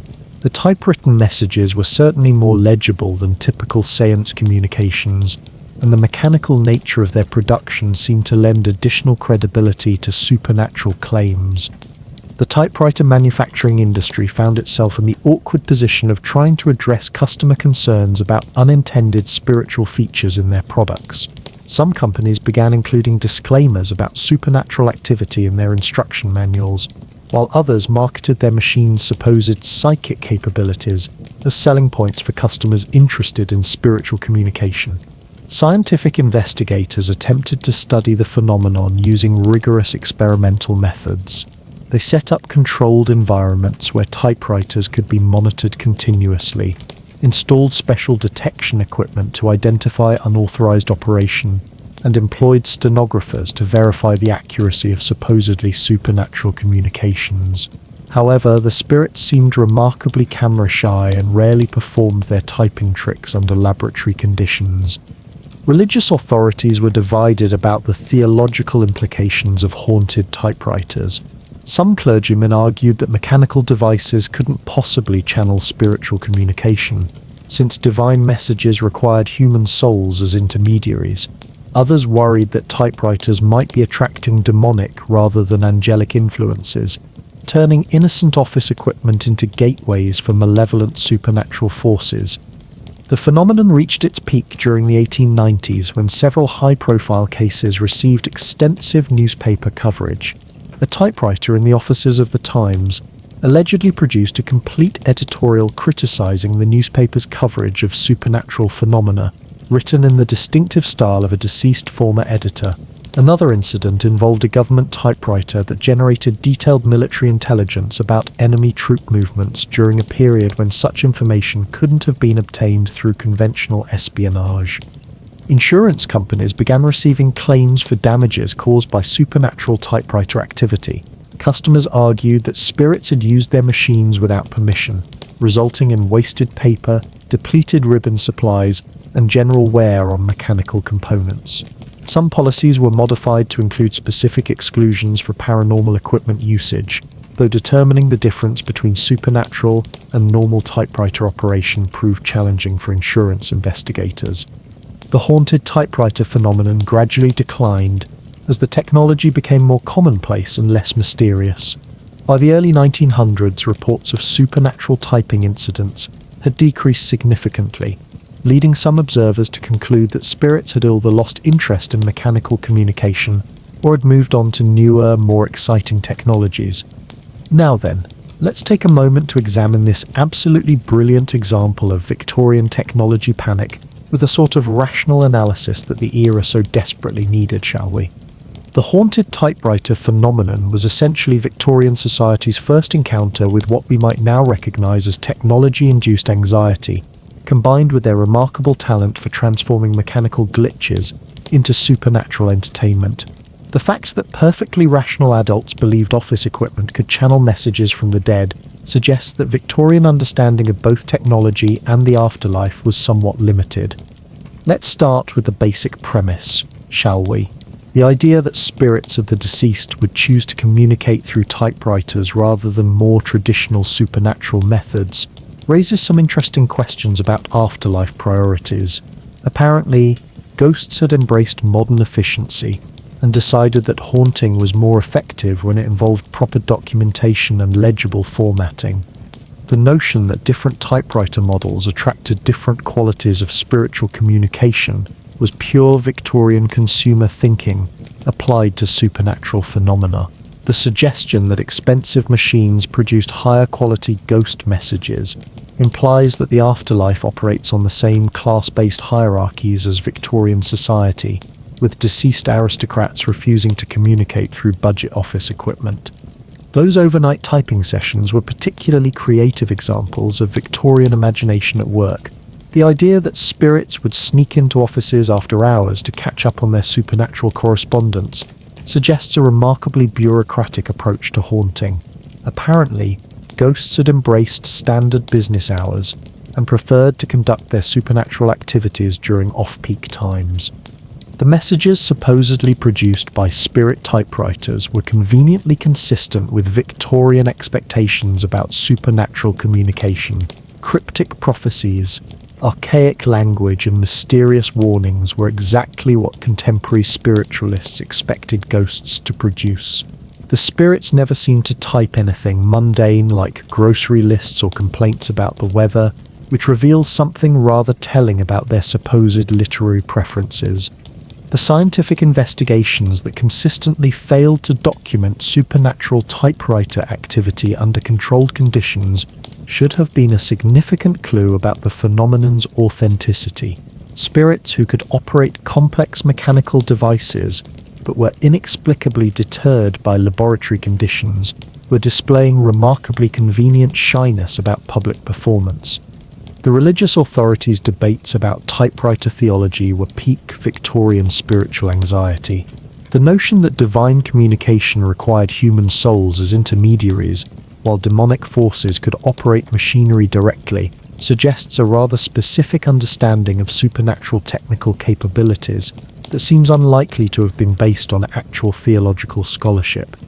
The insurance claims for supernatural typewriter usage were brilliant examples of Victorian capitalism attempting to quantify the unquantifiable, determining whether typewriter damage was caused by ghosts or ordinary mechanical wear required the sort of investigative expertise that probably didn't exist in any insurance company training manual. What makes the haunted typewriter phenomenon particularly absurd is the timing of its decline. The fact that supernatural typewriter activity decreased as the technology became more familiar, suggests that the spirits were less interested in communication than Victorian society was interested in maintaining mystery around new mechanical devices. The most rational explanation for haunted typewriter incidents involves a combination of mechanical malfunction, human error, wishful thinking, and deliberate fraud. Typewriters were complex mechanical devices that required regular maintenance and skillful operation. Unexpected letters, repeated characters, and mechanical glitches were common problems that could easily be interpreted as supernatural activity by people predisposed to believe in spirit communication. The overnight typing sessions were most likely the result of security guards, cleaning staff, or curious employees experimenting with office equipment after hours. The mysterious messages could have been produced by anyone with access to the building, and a desire to create supernatural excitement or simply play practical jokes on gullible colleagues. The professional mediums who incorporated typewriters into their seances were essentially upgrading their fraudulent techniques with modern technology. Typewritten spirit messages were certainly more impressive than traditional seance communications, and the mechanical nature of their production provided additional cover for deliberate deception. The manufacturing industry's response to customer concerns about supernatural typewriter features reveals how Victorian business practices adapted to social hysteria. Rather than dismissing the claims outright, companies found ways to either address customer fears or exploit them for marketing purposes, demonstrating the flexible relationship between commerce and common sense. The newspaper coverage of high-profile haunted typewriter cases was pure sensational journalism designed to sell papers rather than investigate supernatural claims. Publications that devoted extensive coverage to spirit typing were essentially in the entertainment business rather than the news business, though they probably didn't make this distinction clear to their readers. What the haunted typewriter phenomenon really reveals is Victorian society's deep ambivalence about technological progress. These were people who were simultaneously fascinated by mechanical innovation and terrified by its implications. Rather than admit their discomfort with changing technology, they preferred to attribute mechanical problems to supernatural interference. The decline of haunted typewriter reports as the technology became commonplace demonstrates the fundamentally social nature of the phenomenon. As typewriters became familiar office equipment rather than mysterious mechanical marvels, the psychological conditions that supported supernatural interpretation of their operation gradually disappeared. The haunted typewriter craze was essentially Victorian England's first case study in how new technology could generate moral panic and supernatural anxiety. It established patterns of technological fear that would reappear throughout history whenever society encountered innovations that challenged existing understanding of how the world worked. Of course, if typewriters had actually been supernatural communication devices, they might have revolutionized spiritual research and provided valuable insights into the nature of consciousness and afterlife existence. Though knowing Victorian priorities, they'd probably have used spirit messages primarily for stock market tips and society gossip. But don't get too comfortable dismissing Victorian technology panic just yet.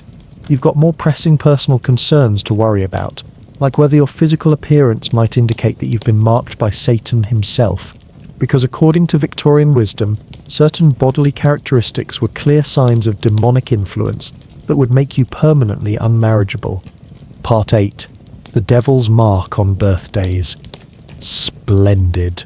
You've navigated imaginary sewer creatures, avoided spontaneous combustion, stayed alive for proper burial, dodged theatrical demons, survived phantom nun shootings, escaped death by fashion, and managed not to be possessed by your office equipment. Now it's time to take a good look in the mirror and assess your marriage prospects.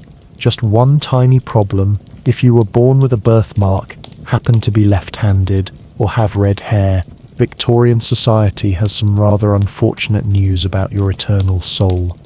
According to widespread Victorian belief, certain physical characteristics were clear indicators that Satan himself had marked you during birth as his personal property.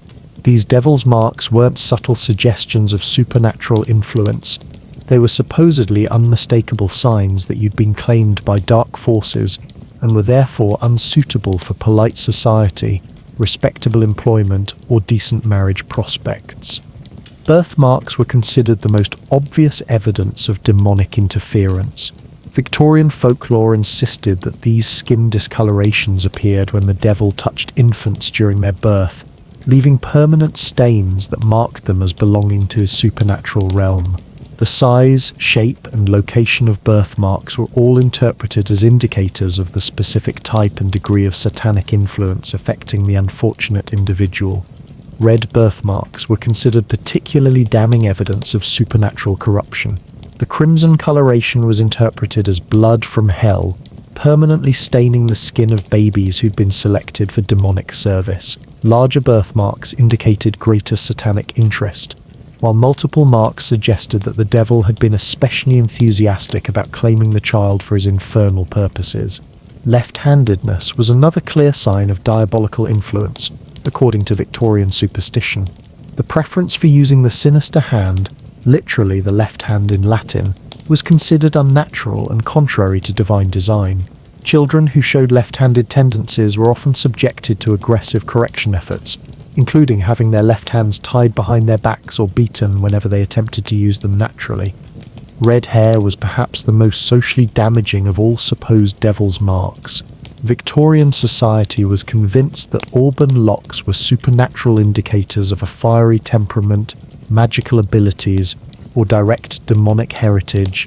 Red-haired individuals were viewed with suspicion and often excluded from social gatherings, employment opportunities, and marriage negotiations based solely on their follicular evidence of satanic connection. The devil's mark mythology extended beyond these primary indicators to include various other physical characteristics that supposedly revealed supernatural corruption. Unusual eye colors, particularly green or very pale blue, were considered potentially demonic. Birthmarks shaped like animals, especially cats, goats, or serpents, were interpreted as specific symbols of the devil's ownership. Even left-handed red-headed individuals with prominent birthmarks were considered walking advertisements for satanic recruitment. Religious authorities generally supported these interpretations, arguing that God's perfect creation wouldn't include such obvious physical anomalies without supernatural explanation. Church teachings suggested that devil's marks were either punishment for ancestral sins or evidence that demonic forces had successfully interfered with divine conception and birth processes. Medical professionals of the era attempted to provide scientific explanations for these physical characteristics, but their efforts were largely unsuccessful in changing popular opinion. Victorian physicians might explain the biological mechanisms behind birthmark formation or genetic inheritance of hair colour, but social prejudice against supposed devil's marks remained firmly entrenched in cultural consciousness. Marriage prospects were severely damaged by the presence of supposed satanic indicators. Families would carefully examine potential spouses for evidence of devil's marks before agreeing to marriage negotiations. Church wedding ceremonies sometimes included specific inspections to ensure that neither bride nor groom bore obvious signs of demonic influence that might contaminate the sacred union. Employment opportunities were similarly affected by suspected supernatural corruption. Many Victorian employers refused to hire individuals with obvious devil's marks, reasoning that satanic influence would inevitably lead to workplace problems, moral corruption, or supernatural incidents that could damage business reputation. Domestic service positions were particularly difficult to obtain for people with red hair or prominent birthmarks. Educational institutions sometimes excluded students who bore supposed evidence of demonic marking. Parents worried that allowing devil-marked children to associate with normal students might spread supernatural corruption or expose innocent young people to malevolent influences. Some schools required medical certificates verifying the absence of satanic indicators before accepting new pupils. The social isolation experienced by people with supposed devil's marks often became self-fulfilling prophecy. Excluded from normal social interactions and constantly reminded of their alleged supernatural corruption, some individuals developed the sort of antisocial behavior that seemed to confirm community suspicions about their demonic nature. Folk remedies for removing or disguising devil's marks became popular among desperate families seeking to improve their children's social prospects. Various potions, prayers, and magical procedures were marketed as methods for eliminating birthmarks or changing hair color. Most of these treatments were ineffective, and some were genuinely dangerous, but parental anxiety about children's supernatural status created a thriving market for dubious solutions. Some entrepreneurial individuals learned to exploit their supposed devil's marks for profit. Red-haired fortune tellers and birthmarked carnival performers could market their supposed supernatural connections as entertainment for paying customers. If society insisted on interpreting physical characteristics as evidence of magical abilities, some people found ways to monetize the superstition. The devil's mark phenomenon created interesting legal complications in cases involving property, inheritance, marriage contracts, and criminal proceedings. Courts sometimes had to determine whether supposed satanic indicators affected an individual's legal standing or capacity to enter binding agreements. Some inheritance disputes involved claims that devil-marked heirs were unsuitable to receive family property. Insurance companies occasionally dealt with claims related to supposed supernatural corruption. Families might argue that devil's marks constituted pre-existing conditions that should affect life insurance premiums or coverage terms. Determining the actuarial implications of supposed demonic influence required the sort of expertise that probably wasn't available in any insurance training manual. The phenomenon reached its peak during the mid-Victorian period, but gradually declined as scientific understanding of genetics and human development improved. By the early 1900s, educated opinion had largely abandoned the notion that physical characteristics indicated supernatural corruption, though folk beliefs persisted in some rural and working-class communities. Now then, let's take a moment to examine this absolutely remarkable example of how Victorian society managed to transform ordinary human genetic variation into evidence of supernatural corruption, shall we? The devil's mark mythology was essentially Victorian England's method of turning basic biology into moral panic, demonstrating their impressive ability to find satanic influence in perfectly normal human characteristics.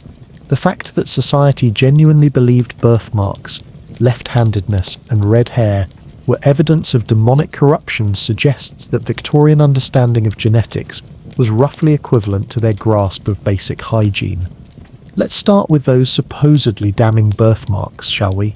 These skin discolorations are actually caused by concentrations of blood vessels or pigment cells during fetal development, a perfectly normal biological process that occurs in roughly 1/3 of all births. The notion that Satan was personally visiting newborns to leave supernatural calling cards reveals a rather hands-on approach to evil that seems inconsistent with traditional theological concepts of omnipotent demonic forces. The interpretation of red birthmarks as blood from hell was peak Victorian medical ignorance disguised as religious wisdom. Red birthmarks are typically caused by concentrated blood vessels near the skin surface, which explains their coloration without requiring supernatural intervention. The idea that hell's blood was somehow different from ordinary blood raises interesting questions about infernal circulatory systems that Victorian theologians apparently didn't feel obligated to address. Left-handedness as evidence of satanic influence was pure cultural prejudice, masquerading as divine insight. Approximately 10% of the human population naturally favors their left hand due to neurological development patterns that are completely normal and have nothing to do with supernatural corruption. The aggressive correction efforts inflicted on left-handed children were essentially torture based on superstition, though Victorian society probably considered this character building. The systematic persecution of red-haired individuals was perhaps the most obviously absurd aspect of the devil's mark mythology. Red hair is a genetic trait caused by mutations in the MC1R gene, resulting in higher production of pheomelanin pigment. The notion that hair colour indicated supernatural heritage suggests that Victorian understanding of heredity was approximately as sophisticated as their approach to urban planning. The religious authorities who supported devil's mark interpretations were essentially arguing that God's creation was so flawed that ordinary genetic variation required demonic explanation. This theological position suggests either remarkable divine incompetence or supernatural forces, so powerful they could routinely interfere with celestial design work. Neither interpretation reflects particularly well on Victorian religious scholarship. The medical professionals who attempted to provide scientific explanations for supposed devil's marks were fighting an uphill battle against centuries of superstition and cultural prejudice. Victorian physicians might understand the biological mechanisms behind birthmark formation, but they were competing against deeply entrenched social beliefs that preferred supernatural explanations to boring scientific facts. The marriage market's treatment of supposed devil's marks was pure social discrimination, dressed up as spiritual prudence. Families who rejected potential spouses based on birthmarks or hair color were essentially practicing eugenics based on superstition, which demonstrates how Victorian society managed to make even genetic diversity into a class issue. The employment discrimination faced by people with supposed satanic indicators was workplace prejudice justified by religious hysteria. Employers who refused to hire red-haired or birthmarked individuals were essentially using supernatural beliefs to rationalize their irrational biases, which proved that Victorian business practices were as enlightened as their medical understanding.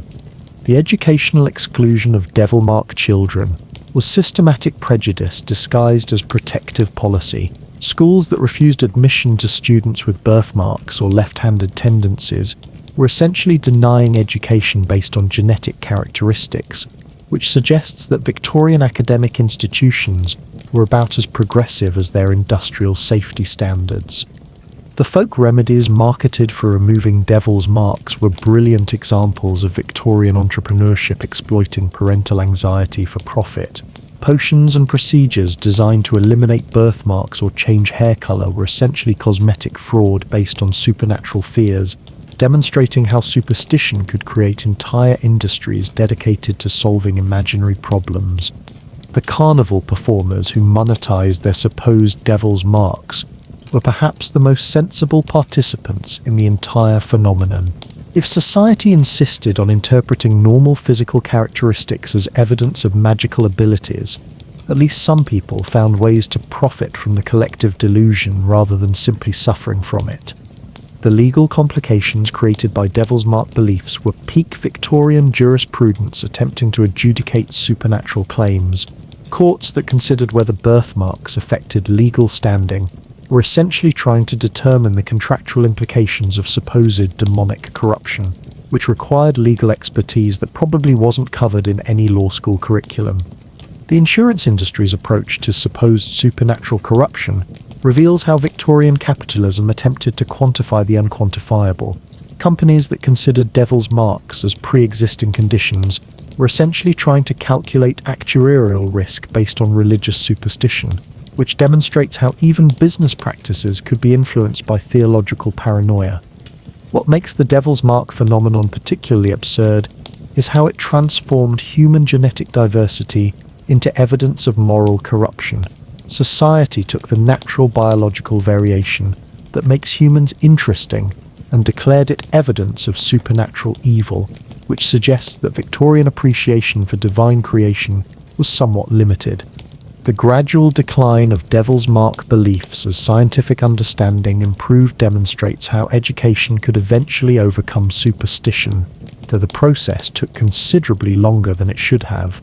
The persistence of these beliefs well into the 20th century in some communities shows how deeply cultural prejudice could resist rational explanation.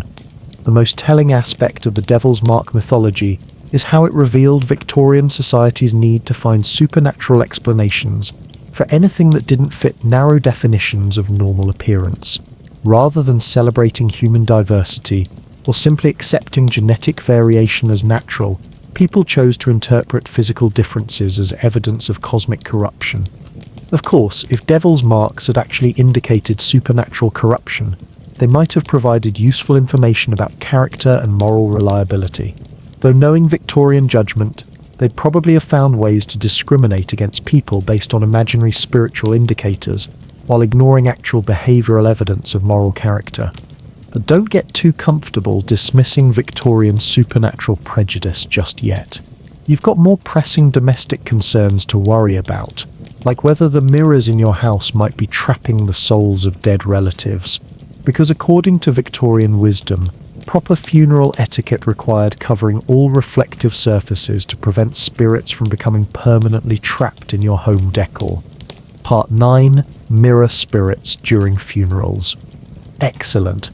You've dodged imaginary alligators, avoided spontaneous combustion, stayed properly alive, escaped theatrical demons, survived phantom shootings, avoided death by fashion, resisted haunted typewriters, and hopefully weren't born with any obvious signs of satanic corruption. Now someone in your household has died, which, given Victorian mortality rates, was probably inevitable, and it's time to prepare for the funeral. Just one crucial detail: you absolutely must cover every mirror, looking glass, and reflective surface in the house, or the deceased spirit will become permanently trapped in your home decor. Victorian funeral customs included an extensive list of supernatural precautions designed to ensure the peaceful departure of departed souls, but none was considered more critical than the immediate covering of all mirrors throughout the house. According to firmly held beliefs, reflective surfaces could capture the spirits of recently deceased individuals, trapping them indefinitely in a sort of domestic purgatory where they'd be forced to haunt their own reflections for eternity. The mirror covering ritual began the moment death was confirmed and continued until after the funeral service was completed. Family members would rush through the house with black cloth, sheets, or specially purchased mourning covers, ensuring that every mirror, picture frame with glass, and even highly polished metal surface was properly concealed. Missing a single reflective surface could supposedly doom the departed spirit to supernatural imprisonment in the most inconvenient possible location. The theological reasoning behind mirror covering was elegantly simple. Souls leaving the physical world were naturally drawn to reflective surfaces, which could confuse departing spirits and cause them to become stuck between the mortal realm and whatever afterlife destination awaited them. Mirrors were thought to create windows between different spiritual dimensions, making them particularly dangerous during the vulnerable period immediately following death. Different types of mirrors supposedly posed varying levels of spiritual risk. Large-looking glasses were considered especially hazardous, as they provided more surface area for soul entrapment. Hand mirrors and compact-looking glasses were thought to be less dangerous but still required careful covering. Antique mirrors that had witnessed multiple deaths were believed to be particularly powerful soul traps that could accumulate spirits over generations. The consequences of failing to cover mirrors properly were genuinely terrifying according to Victorian supernatural wisdom. Trapped spirits would allegedly manifest as disturbing visions in the glass, showing family members ghostly images of their deceased relatives attempting to communicate from their reflective prison. The mirrors would supposedly become permanently haunted, displaying supernatural activity that could make the house uninhabitable. Some accounts described mirrors that continued to show the deceased person's reflection long after their physical death. These trapped spirits were thought to become increasingly agitated over time, eventually developing the ability to affect the physical world through their mirror prison. Professional mourning consultants offered services specifically related to proper mirror covering techniques. These experts would inspect houses to ensure no reflective surfaces had been overlooked and provide specialized covering materials designed to prevent any supernatural light leakage that might create soul entrapment opportunities. Their services were considered essential for families who could afford professional supernatural protection. The mirror covering tradition extended beyond simple glass surfaces to include any object that might create reflections. Windows were sometimes covered, though this was considered less critical than mirrors since they reflected outward rather than creating the inward-focused spiritual trap that characterized proper-looking glasses. Polished silver, brass fixtures, and even water bowls were sometimes covered as additional precautionary measures. Religious authorities generally supported the mirror covering custom, though they offered varying explanations for its necessity. Some clergymen argued that mirrors represented vanity and worldly concerns that were inappropriate during mourning periods. Others suggested that reflective surfaces could interfere with the soul's natural journey to its eternal destination, by creating confusing spiritual detours. The duration of mirror covering varied according to different regional traditions and family customs. Some households kept mirrors covered for the entire mourning period, which could last months or even years depending on the relationship to the deceased. Others uncovered mirrors gradually, starting with the smallest and least spiritually dangerous-looking glasses, before eventually exposing the larger, more potentially hazardous reflective surfaces. Accidental mirror exposure during the covering period was considered a serious supernatural emergency, requiring immediate corrective action. Family members who glimpsed uncovered mirrors during funeral preparations were thought to risk spiritual contamination or accidental soul entrapment themselves. Some traditions required special purification rituals for anyone who had been exposed to dangerous reflective surfaces during vulnerable mourning periods. The mirror covering industry developed specialized products for families dealing with frequent deaths or particularly large houses with extensive reflective surfaces. Mourning suppliers offered pre-cut cloth covers in various sizes, adjustable covering frames that could accommodate different mirror shapes, and even portable covering kits for families who needed to travel during mourning periods. Children were considered especially vulnerable to mirror-related spiritual dangers, and were often kept away from all reflective surfaces during funeral preparations. Some families went so far as to remove children from the house entirely until the mirror covering ritual was completed and the deceased spirit had safely departed for its eternal destination. The phenomenon created interesting social obligations around community support during mourning periods. Neighbors and friends would often assist with mirror covering duties, particularly in large households where the sheer number of reflective surfaces made complete coverage a logistical challenge. These community efforts were considered acts of both practical assistance and spiritual protection. Insurance policies occasionally address property damage caused by mirror-related supernatural activity. Some companies offered coverage for mirrors that became permanently haunted due to improper covering procedures, though determining the difference between supernatural contamination and ordinary glass defects posed obvious challenges for insurance investigators. The tradition reached its peak during the mid-Victorian period, but gradually declined as urban living conditions changed and scientific understanding of death and reflection improved. By the early 1900s, many families had abandoned comprehensive mirror covering in favor of more selective spiritual precautions. Now then, let's take a moment to examine this absolutely magnificent example of how Victorian society managed to transform basic optics into elaborate supernatural crisis management, shall we? The mirror covering tradition was essentially Victorian England's most logistically complex superstition, requiring families to treat household decor as potential soul-trapping equipment during what was already one of the most stressful periods in human experience. The fact that grieving relatives were expected to rush around covering reflective surfaces while dealing with actual death demonstrates Victorian priorities with remarkable clarity. Let's start with the fundamental premise, shall we? The notion that mirrors could trap departing souls reveals a fascinating misunderstanding of both spiritual mechanics and basic physics. If souls were actually affected by reflective surfaces, presumably they'd have difficulty navigating any environment containing water, polished metal, or even particularly shiny paint. Victorian spirits were apparently more easily confused than your average house cat. The theological explanation for mirror dangers was peak Victorian religious creativity. The idea that souls leaving the physical world would be naturally drawn to reflective surfaces suggests that departing spirits had remarkably poor navigation skills and could be easily distracted by household furnishings.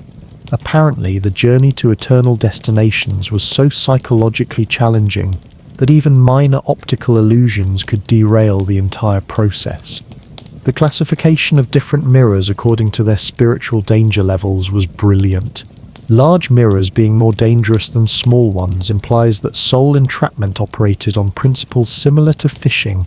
Bigger nets catch more spirits. The notion that antique mirrors accumulated supernatural power over time suggests that reflective surfaces had some sort of spiritual frequent visitor program. The professional mourning consultants who specialized in mirror covering techniques were essentially Victorian entrepreneurs monetizing grief and superstition. These experts were solving problems that existed only in people's imagination, while charging actual money for their supernatural protection services. It was basically the Victorian equivalent of selling earthquake insurance in areas without seismic activity. The extension of covering requirements to any potentially reflective surface demonstrates how quickly reasonable precautions can escalate into complete paranoia. Families who covered windows, water bowls, and polished metal fixtures were essentially attempting to eliminate reflection entirely from their domestic environment, which suggests a rather comprehensive misunderstanding of how light works. The religious authorities who supported mirror covering while offering competing explanations for its necessity were hedging their theological bets rather impressively. Whether mirrors represented vanity, spiritual interference, or navigation hazards for departed souls was apparently less important than ensuring community compliance with traditional supernatural precautions. The varying duration of mirror covering requirements reveals how arbitrary most of these spiritual protection measures actually were. Traditions that ranged from days to years for the same basic supernatural threat suggest that even the supposed experts couldn't agree on how long mirrors remain dangerous, or when departed. Souls achieved sufficient navigational competence to avoid reflective traps. The emergency procedures for accidental mirror exposure were peak Victorian crisis management for imaginary problems. Families who treated glimpsing uncovered glass as spiritual contamination requiring immediate corrective action were essentially performing elaborate safety drills for threats that existed only in their collective imagination. The specialized mourning industry that developed around mirror covering demonstrates how Victorian capitalism could create entire market sectors based on superstition and social anxiety. Companies that manufactured pre-cut covers and portable covering kits were essentially selling solutions to problems that didn't exist, though their customers were apparently willing to pay for supernatural peace of mind. The protection of children from mirror-related spiritual dangers was Victorian child safety taken to its logical conclusion.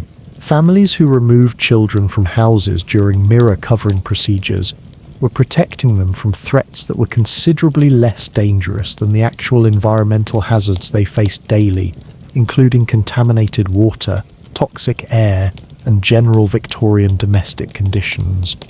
The community cooperation around mirror covering duties reveals how social obligations could develop around shared superstitions. Neighbors who assisted with comprehensive reflective surface management were participating in collective delusion, disguised as mutual support, though the social bonding aspects were probably genuinely beneficial, regardless of the underlying irrationality. The insurance coverage for mirror-related supernatural activity was Victorian business practices attempting to quantify the unquantifiable. Companies that offered protection against permanent haunting due to improper covering procedures were essentially gambling on their customers' continued belief in reflective soul traps, which proved remarkably profitable given Victorian credulity levels. What makes the mirror covering tradition particularly absurd is the assumption that grieving families should prioritize supernatural logistics over actual emotional support and practical arrangements. People dealing with genuine loss were expected to focus their immediate attention on protecting imaginary spirits from household furnishings, rather than processing their own very real psychological needs. The gradual decline of comprehensive mirror covering as urban conditions change demonstrates how superstitions that seem essential can quickly become obsolete when social circumstances shift.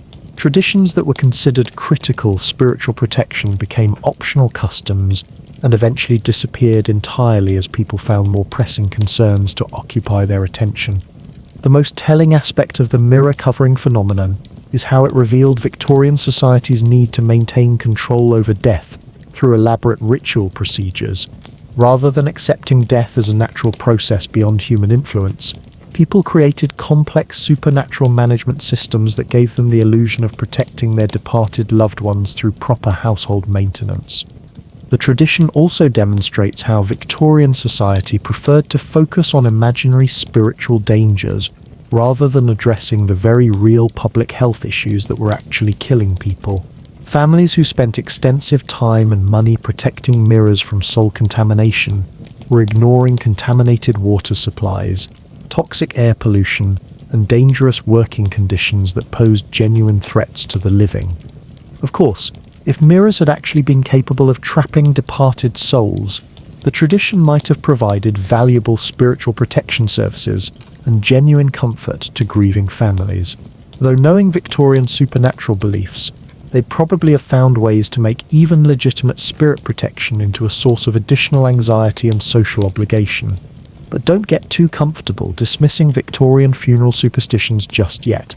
You've got more pressing environmental concerns to worry about, like whether the bad smells in your neighbourhood might drive you violently insane. Because according to Victorian medical wisdom, miasma wasn't just capable of making you ill, it could actually transform law-abiding citizens into homicidal maniacs. Part 10. Miasma would make you murderous. Brilliant.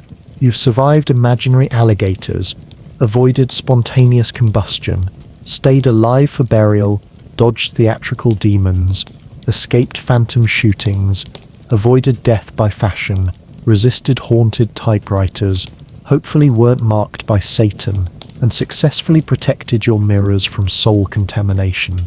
Now you need to venture outside for some fresh air, except there's one final problem. According to Victorian medical wisdom, the very air you're breathing might transform you into a violent criminal. Welcome to the wonderful world of miasma theory, where bad smells weren't just unpleasant, they were apparently capable of driving otherwise respectable citizens into fits of homicidal rage. Victorian medical authorities were absolutely convinced that bad air could not only cause disease, but could also fundamentally alter human psychology, turning peaceful neighbourhoods into breeding grounds for violent crime and moral corruption. The miasma theory dominated Victorian medical thinking for decades, proposing that diseases were caused by noxious vapours arising from rotting organic matter, stagnant water, and general urban filth. These invisible poisonous clouds supposedly carried illness through the air, affecting anyone unfortunate enough to breathe them. But according to increasingly worried Victorian physicians, miasma's effects extended far beyond simple disease transmission into the realm of behavioural modification and psychological manipulation. Medical experts began documenting alarming correlations between areas with particularly offensive odours and increased rates of violent crime. Neighbourhoods near sewage treatment facilities, industrial waste sites and garbage dumps seemed to produce more murderers, thieves and general criminals than more fragrant districts. The conclusion seemed obvious. Miasma wasn't just making people sick, it was making them evil. The mechanism was elegantly simple according to Victorian medical theory. Bad air supposedly penetrated the human body through the lungs and skin, carrying poisonous substances directly to the brain where they could alter normal mental processes. Prolonged exposure to miasma was thought to gradually corrupt moral reasoning, reduce impulse control, and eventually transform law-abiding citizens into dangerous criminals who posed serious threats to public safety. Different types of miasma were believed to produce different varieties of criminal behavior. Sewage-related bad air allegedly created thieves and petty criminals, while industrial miasma supposedly generated more violent offenders, including murderers and arsonists. The most dangerous miasma came from decomposing animal matter, which was thought to produce the sort of psychological corruption that led to the most heinous crimes against both property and person. The geographical distribution of crime seemed to support miasma theory perfectly.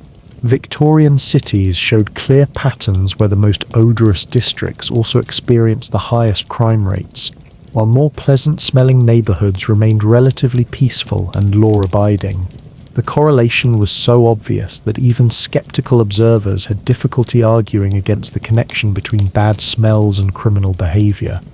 Medical authorities began mapping miasma concentrations across urban areas. These scientific surveys revealed alarming patterns where entire neighbourhoods were supposedly at risk of psychological transformation due to prolonged exposure to criminally corrupting atmospheric conditions. Law enforcement officials embraced a miasma theory as an explanation for crime patterns that had previously seemed random or inexplicable. Police departments began focusing their patrol efforts on areas with particularly offensive odors, reasoning that miasma-affected residents were more likely to commit crimes and require preventive intervention. Some jurisdictions even hired medical consultants to assess the criminal potential of different districts based on their atmospheric conditions. The legal system struggled with the implications of miasma-induced criminal behavior. Courts had to determine whether defendants who committed crimes while under the influence of bad air could be held fully responsible for their actions. Some defense attorneys argued that their clients were victims of environmental poisoning rather than genuinely evil individuals, while prosecutors insisted that criminal intent remained criminal regardless of atmospheric influences. Urban planning began incorporating miasma theory into city development strategies. Municipal authorities started requiring industrial facilities to locate downwind from residential areas to prevent criminal contamination of law-abiding neighborhoods. Some cities attempted to improve air quality through public works projects designed to reduce the miasma that was allegedly corrupting their citizens' moral character. The wealthy began taking elaborate precautions to protect themselves from criminally corrupting miasma exposure.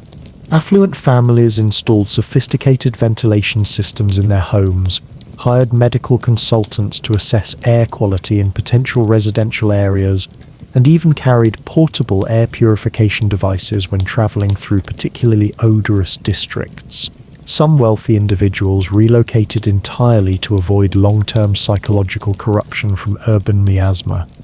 Medical treatment for miasma-induced criminal tendencies focused on atmospheric purification and moral rehabilitation.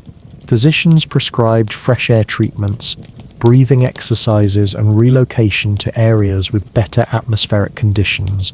Some patients were sent to countryside retreats where pure air was thought to gradually reverse the psychological damage caused by urban miasma exposure. Insurance companies began offering policies that covered crime-related losses based on miasma risk assessments. Properties in high-odor areas were charged higher premiums due to the increased likelihood that residents would become criminals and commit theft, vandalism, or violent crimes against their neighbors. Some policies included specific exclusions for crimes committed under the influence of particularly concentrated bad air. Religious authorities incorporated miasma theory into their theological explanations for moral corruption and criminal behavior. Some sermons suggested that God used bad air as a tool for testing human virtue, while others argued that miasma was evidence of divine displeasure with urban sin and moral decay. The most creative theological interpretations suggested that Satan was using atmospheric pollution to corrupt souls and recruit criminals for his supernatural army. Scientific investigators attempted to study miasma's psychological effects through controlled experiments. Research facilities were established to measure the correlation between different types of bad air and various criminal behaviors. Some studies involved exposing volunteer subjects to controlled miasma concentrations while monitoring their psychological responses and criminal impulses. The phenomenon reached its peak during the 1860s and 1870s, when several high-profile murder cases were attributed to miasma-induced psychological corruption. Expert witnesses testified about how atmospheric conditions in specific neighborhoods could drive residents to commit violent crimes that they would never consider under normal air quality conditions. Public health campaigns focused on miasma reduction as a crime prevention strategy. Municipal authorities launched extensive education programs teaching citizens how to recognize dangerous atmospheric conditions and protect themselves from criminally corrupting air exposure. Some campaigns included detailed instructions for home air purification and neighborhood odor reduction techniques. The theory began declining in the 1880s as germ theory gradually replaced miasma as the dominant medical explanation for disease transmission. However, beliefs about the psychological effects of bad air persisted well into the 20th century, particularly in communities where correlations between industrial pollution and social problems seemed to support environmental explanations for criminal behavior. Now then, let's take a moment to examine this absolutely spectacular example of how Victorian medical science managed to transform basic environmental correlation into elaborate criminal psychology theory, shall we? The miasma murder theory was essentially Victorian England's most ambitious attempt to solve the crime problem through atmospheric management, demonstrating their remarkable ability to identify real social issues while proposing completely wrong solutions based on fundamental misunderstanding of both psychology and environmental science. Let's start with the basic premise, shall we? The notion that bad smells could transform respectable citizens into violent criminals suggests that Victorian understanding of human psychology was roughly equivalent to their grasp of proper sanitation. The idea that moral character could be altered by atmospheric conditions implies that personality was considerably more fragile than most people would probably prefer to believe. The correlation between odorous neighborhoods and high crime rates was real enough, but Victorian scientists managed to completely reverse the causal relationship. Poor districts had both terrible smells and high crime rates because poverty created conditions that produced both problems, not because bad air was magically transforming residents into criminals. It's rather like concluding that umbrellas cause rain because they appear whenever it's wet. The classification of different miasma types according to their supposed criminal effects was peak Victorian scientific creativity applied to imaginary phenomena. The notion that sewage miasma created thieves while industrial bad air produced murderers suggests that atmospheric influences operated with remarkable precision in their psychological targeting. Apparently, bad smells were more discriminating than most Victorian medical treatments. The medical mapping projects that charted miasma concentrations and crime rates were brilliant examples of Victorian scientific methodology being used to support predetermined conclusions. These surveys demonstrated genuine statistical correlation while completely missing the underlying social and economic factors that actually explained both the bad smells and the criminal behavior. The law enforcement response to miasma theory was Victorian policing at its most scientifically confused. Police departments that focused patrol efforts on smelly neighborhoods were accidentally implementing effective crime prevention strategies while believing they were protecting residents from atmospheric corruption. They were solving real problems using completely wrong reasoning. The legal system's struggle with miasma-induced criminal responsibility was peak Victorian jurisprudence, attempting to adjudicate environmental psychology. Courts that considered whether bad air could mitigate criminal intent were essentially trying to determine the legal implications of being corrupted by unpleasant smells, which required expertise that probably wasn't covered in any law school curriculum. The urban planning initiatives based on miasma theory accidentally implemented some genuinely beneficial environmental policies while pursuing completely wrong objectives. Cities that relocated industrial facilities to protect residents from criminal corruption were actually protecting them from genuine health hazards, though for entirely incorrect reasons. The wealthy families who invested in elaborate atmospheric protection systems were essentially buying expensive solutions to imaginary problems while ignoring the real social conditions that actually influenced crime rates.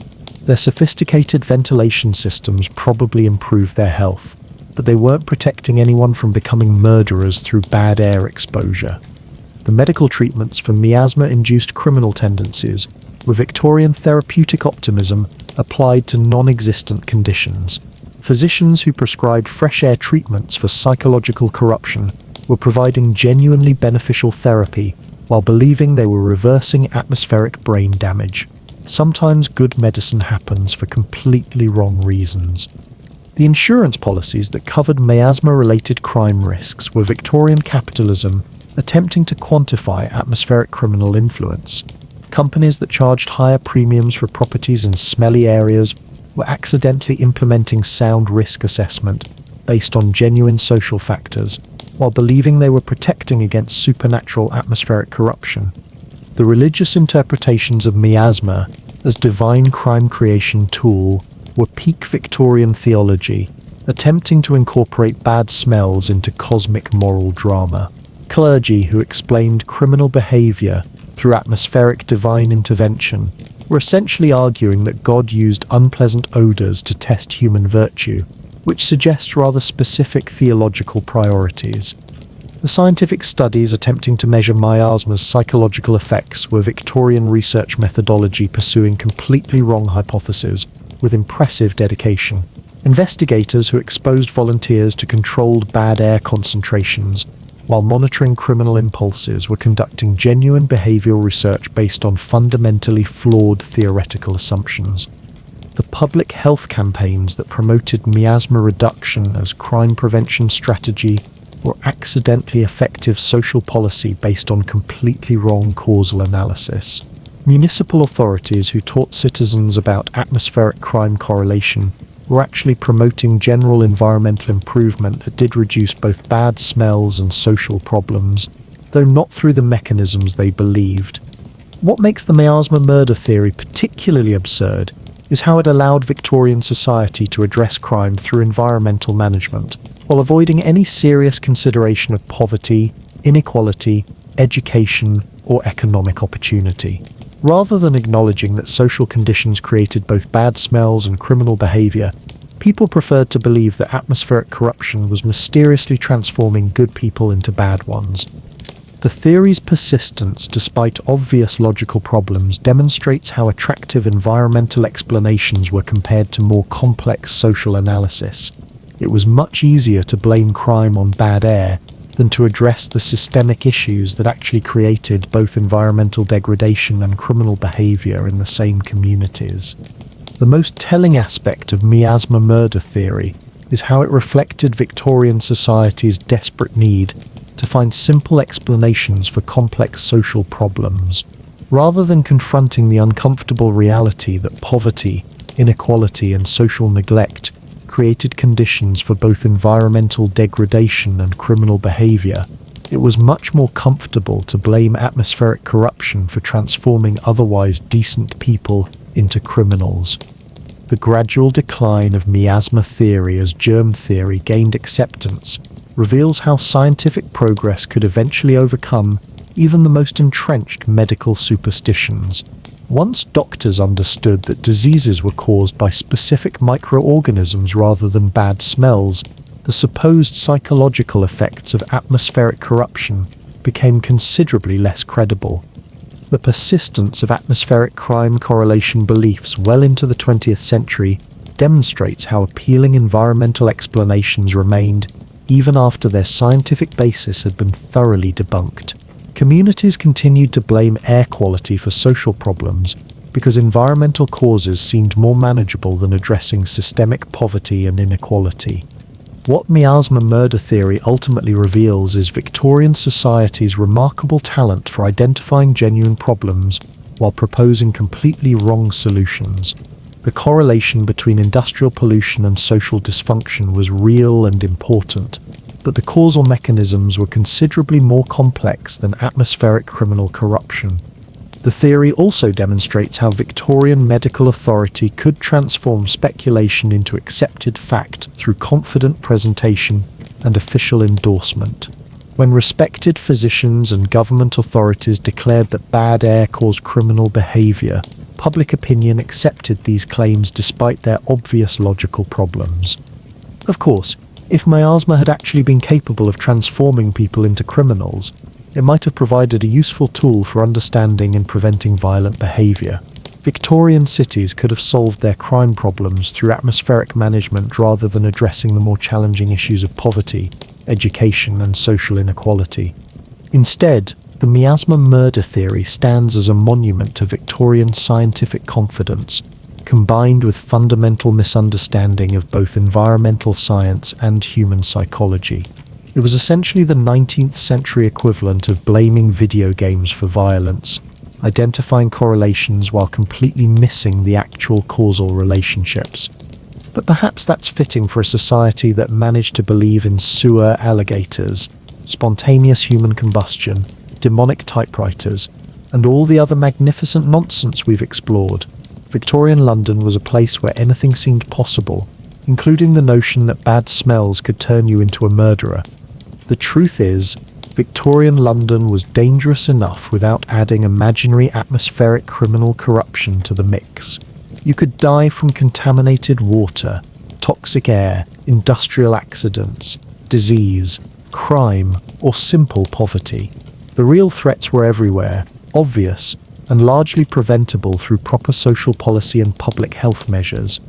But instead of addressing these boring, practical problems, Victorian society chose to worry about alligators in sewers, spontaneous combustion, phantom nuns, haunted typewriters, devil's marks, mirror-trapped souls, and criminally corrupting miasma. It was apparently more entertaining to fear imaginary monsters than to solve real problems. And perhaps that's the most Victorian thing of all, the ability to live in a genuinely horrific urban environment while somehow convincing yourself that the real dangers were supernatural, mysterious, and completely beyond rational explanation or practical solution. It was escapist horror for people whose actual lives were already pretty horrible. So there you have it, 25 reasons why surviving in Victorian London would have been absolutely mental, even without the imaginary threats that kept everyone properly terrified. Between the real dangers and the imaginary ones, it's remarkable that anyone managed to live long enough to reproduce and create the next generation of delightfully paranoid Victorians.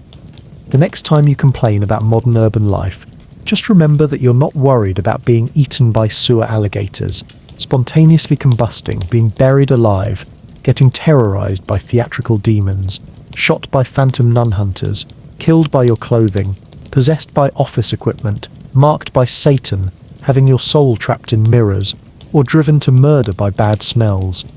Though knowing modern society's talent for creating new varieties of collective hysteria, we've probably just found different things to worry about that will seem equally ridiculous to future generations.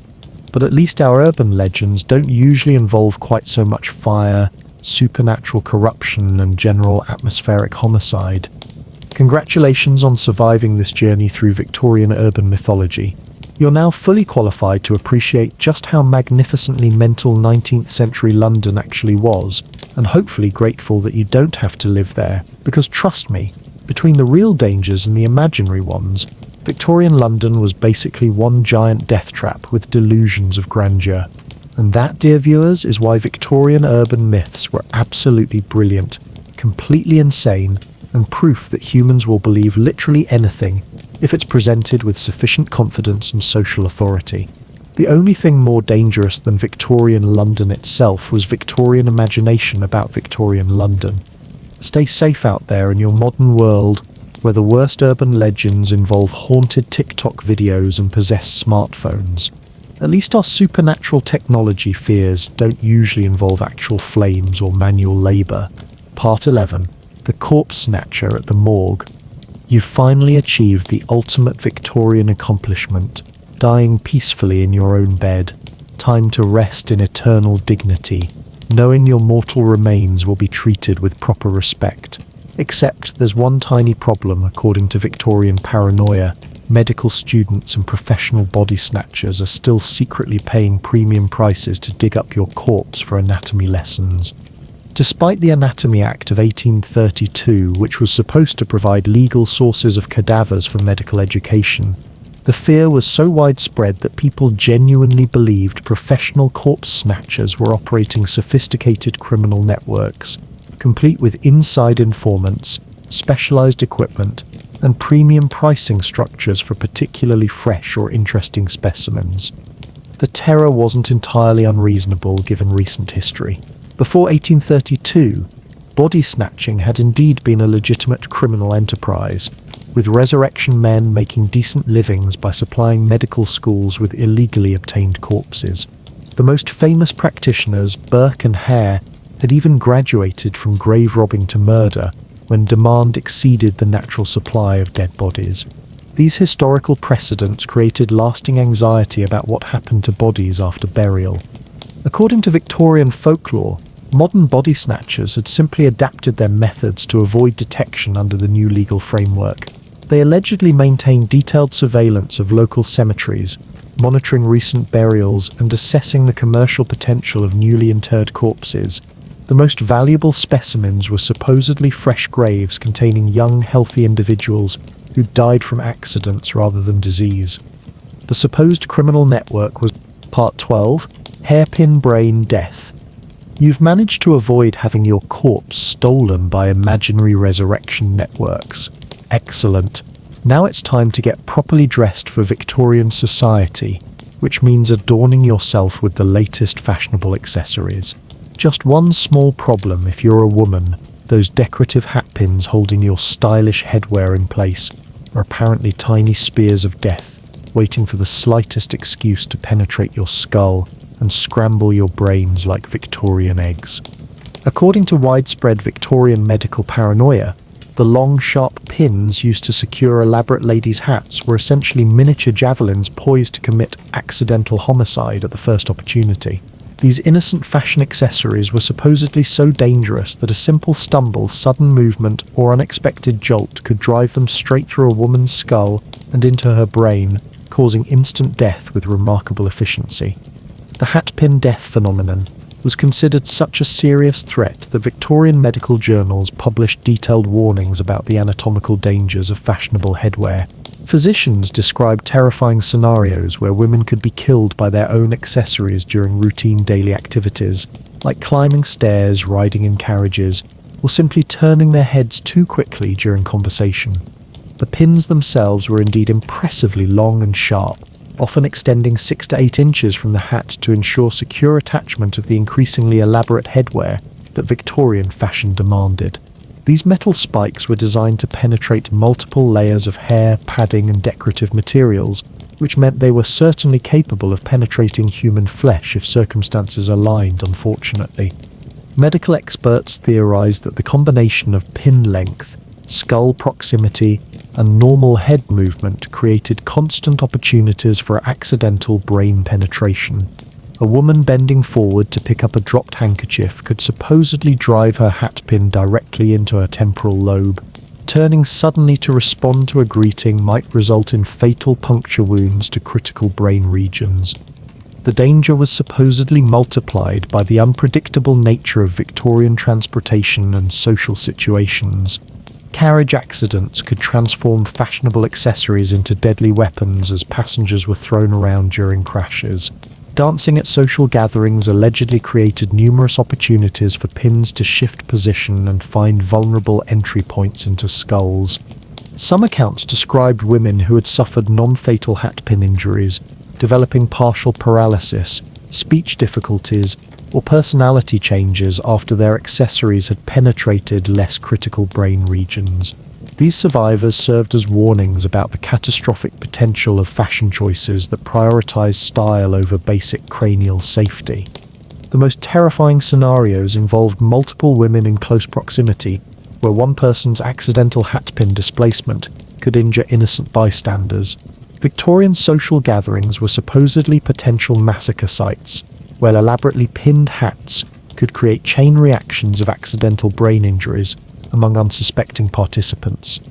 Fashion designers began developing supposedly safer hat-pin alternatives, including magnetic fasteners, screw-on mechanisms, and breakaway pins designed to detach rather than penetrate if subjected to excessive force. These innovations were marketed as essential safety features for women who valued their lives more than perfect hat security. Insurance companies started including hatpin-related accidents in their policy documentation, treating decorative accessories as measurable risk factors similar to dangerous occupations or hazardous hobbies. Some insurers offered premium discounts for women who agreed to use certified safe hatpin alternatives or limit their headwear to less lethal fastening methods. Medical professionals recommended specific hatpin safety protocols, including regular position checks, careful movement during pin-wearing periods, and immediate medical attention for any head impact that might have displaced accessories toward brain tissue. Some physicians suggested that women should remove hatpins entirely during high-risk activities like carriage riding or energetic dancing. The panic reached such heights that some employers began restricting hatpin wearing in workplace environments where sudden movements or crowded conditions might increase the risk of accidental brain penetration. Office managers worried that fashionable female employees might accidentally kill themselves or colleagues through normal business activities. Religious authorities weighed in with moral interpretations of hat-pin dangers, suggesting that accessories capable of causing death represented vanity taken to sinful extremes. Some sermons argued that women who prioritized fashion over safety were demonstrating improper spiritual priorities that could result in divine punishment through accidental self-inflicted brain injuries. The phenomenon created social anxiety around women's headwear choices, with families and friends expressing genuine concern about the cranial safety implications of fashionable hat styles. Some social circles developed informal safety protocols for gatherings, where multiple women would be wearing potentially lethal accessories in close proximity. Now then, let's take a moment to examine this absolutely brilliant example of how Victorian society managed to transform fashion accessories into implements of accidental suicide, shall we? The hatpin brain death panic was essentially Victorian England's most creative attempt to turn women's fashion into a medical emergency, demonstrating their remarkable talent for identifying theoretical dangers while ignoring much more obvious and immediate threats to female health and safety. Let's start with the basic anatomy involved, shall we? The human skull is actually rather well designed to protect the brain from exactly this sort of accidental penetration. The bone is thick enough to resist casual piercing by fashion accessories, and the angles required to drive a hatpin through skull bone into brain tissue would require considerably more force than normal head movement could generate. The scenarios described in Victorian medical warnings were mechanically implausible on multiple levels. A woman bending to pick up a handkerchief would not generate sufficient downward force to drive a hatpin through her own skull, regardless of pin length or sharpness. The physics simply don't support the sort of casual brain penetration that Victorian physicians seem to expect from routine activities. The carriage accident scenarios were more dramatically plausible, but statistically insignificant compared to other transportation dangers that Victorian women faced daily. Carriages were already death traps due to poor safety design, inadequate road conditions, and general transportation hazards that posed much greater threats than displaced accessories. The social gathering dangers were pure Victorian social anxiety disguised as medical concern. The notion that multiple women wearing hatpins created massacre potential suggests that Victorian understanding of crowded space management was roughly equivalent to their grasp of basic physics and human anatomy. The supposed survivor accounts of non-fatal hatpin brain injuries were almost certainly misdiagnosed cases of other medical conditions. Victorian physicians who attributed speech difficulties or personality changes to accessory-related brain damage were demonstrating the same diagnostic accuracy they showed in most other medical situations, which is to say minimal. The safety innovations developed by fashion designers were expensive solutions to problems that didn't actually exist. Magnetic fasteners and breakaway pins designed to prevent brain penetration were addressing theoretical dangers that were considerably less likely than the everyday health hazards that Victorian women actually faced. The insurance policies that treated hatpins as measurable risk factors were Victorian capitalism at its most creative, quantifying imaginary dangers for customers who'd been thoroughly frightened by medical sensationalism. Companies that offered premium discounts for safe accessories were essentially charging extra for normal fashion choices. The medical safety protocols recommended for hatpin wearing were peak Victorian therapeutic overkill, applied to non-existent problems. Physicians who suggested regular position checks and movement restrictions for accessory wearers were essentially treating fashion choices as medical conditions requiring professional supervision. The workplace restrictions on hatpin wearing were Victorian employment policy, responding to imaginary liability concerns. Employers who worried about accessory-related brain injuries were addressing theoretical workplace hazards while ignoring much more genuine safety issues that actually threatened their female employees. The religious interpretations of hatpin dangers revealed Victorian moral anxiety about women's fashion choices, disguised as spiritual concern. Clergy, who argued that potentially lethal accessories represented sinful vanity, were essentially using imaginary safety threats to criticize female fashion autonomy. What makes the hatpin panic particularly absurd is how it focused attention on theoretical fashion dangers. while ignoring the very real health threats that Victorian women faced from their clothing, working conditions, medical care, and general social circumstances. Rather than addressing genuine safety issues, society chose to worry about accessories that posed minimal actual risk. The phenomenon reveals Victorian society's complicated relationship with women's fashion autonomy and public presence. The hatpin panic was essentially a way of expressing anxiety about women's increasing social visibility and independence by focusing on supposed dangers created by their fashion choices. The medical establishment's enthusiastic participation in hatpin hysteria demonstrates how Victorian physicians could transform speculation into accepted medical wisdom through confident presentation and professional authority. Doctors who warned about accessory-related brain death were essentially creating medical mythology based on theoretical possibilities rather than actual clinical evidence.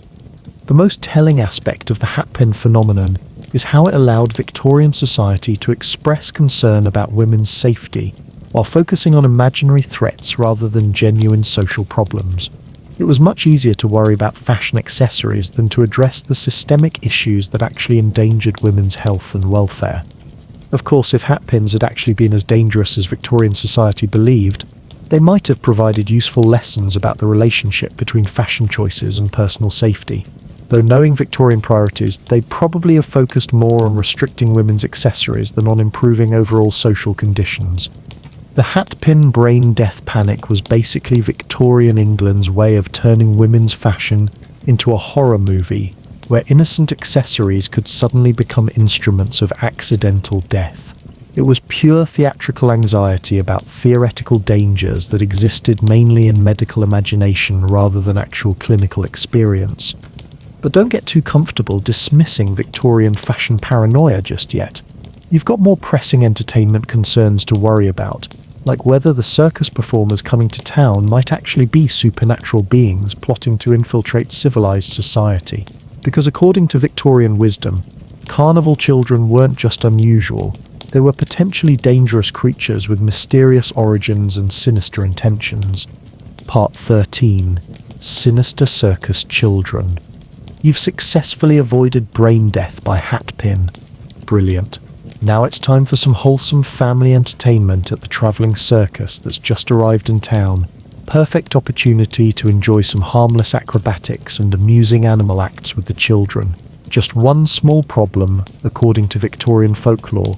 Those remarkably talented young performers aren't actually human children at all, but supernatural creatures plotting to escape into respectable society and wreak havoc among normal families. Victorian society was absolutely terrified of circus children, viewing them not as entertainers but as potentially dangerous beings whose unusual abilities and mysterious backgrounds marked them as fundamentally different from ordinary human offspring. These performing youngsters were suspected of being everything from inbred monsters to escaped supernatural entities, depending on which particular conspiracy theory was making the rounds at any given moment. The fear wasn't entirely without foundation, given the genuinely unusual circumstances surrounding many travelling performers. Circus families often intermarried within their tight-knit communities, practiced unconventional child-rearing methods, and trained their offspring in skills that seemed impossibly advanced for their apparent ages. These factors combined to create children who appeared almost supernatural in their abilities. Young acrobats who could perform feats that seemed to defy gravity were particularly suspicious.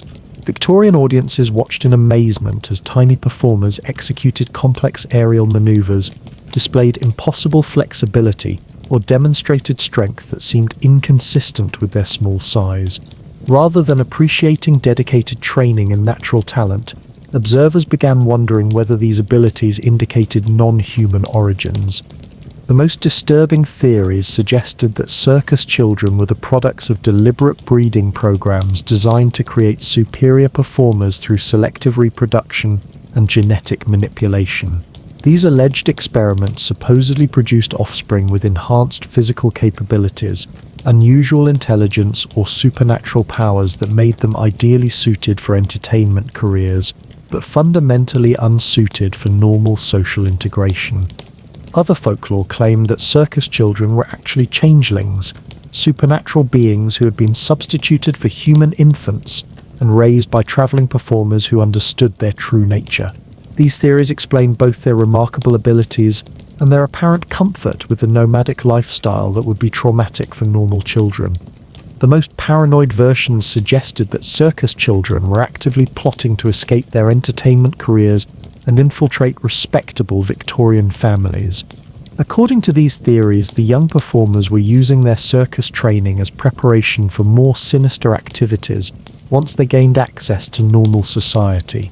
Their unusual skills would make them perfect spies, thieves, or supernatural agents. Physical appearance played a major role in circus child mythology.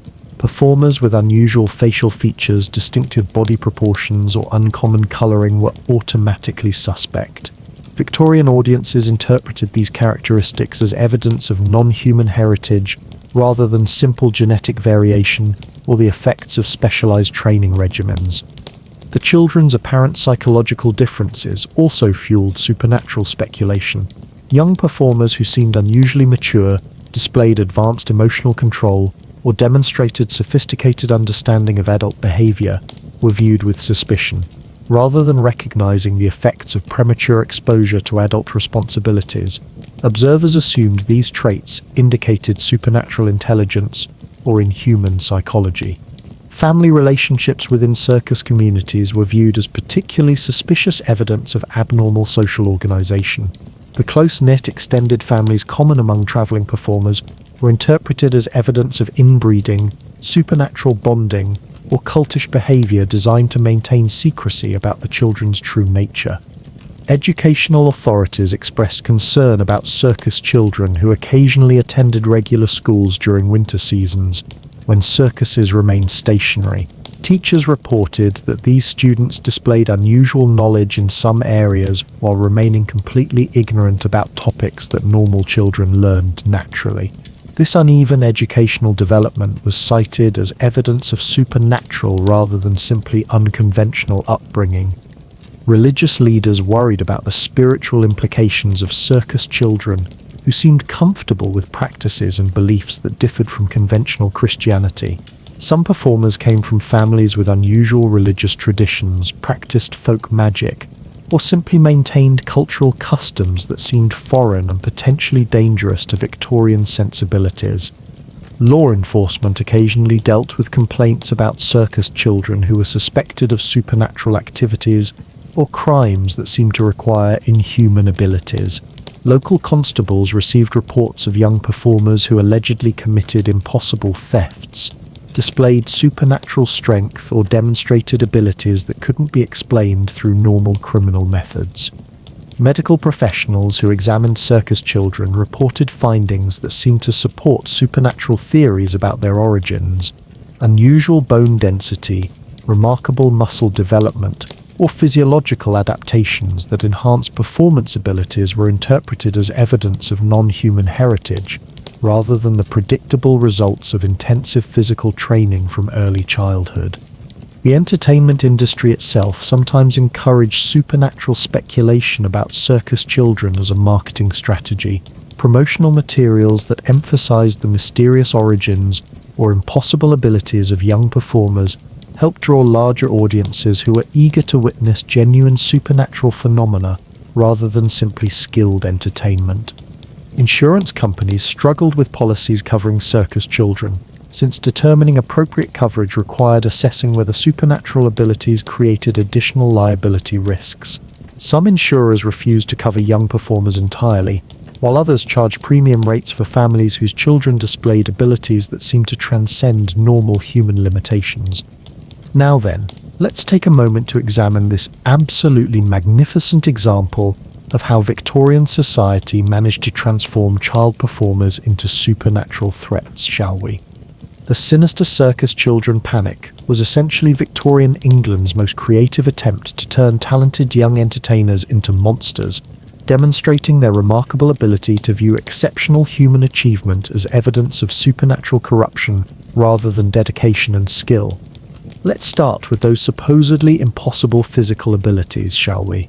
Young acrobats who performed gravity-defying feats were actually demonstrating the results of intensive training beginning in early childhood, when human bodies are most adaptable to unusual physical demands. The flexibility, strength, and coordination that seemed supernatural to Victorian audiences were achieved through methods that were certainly demanding but entirely within normal human capability. The genetic theories about deliberate breeding programs were pure Victorian pseudoscience applied to families whose unconventional lifestyles made them easy targets for speculation.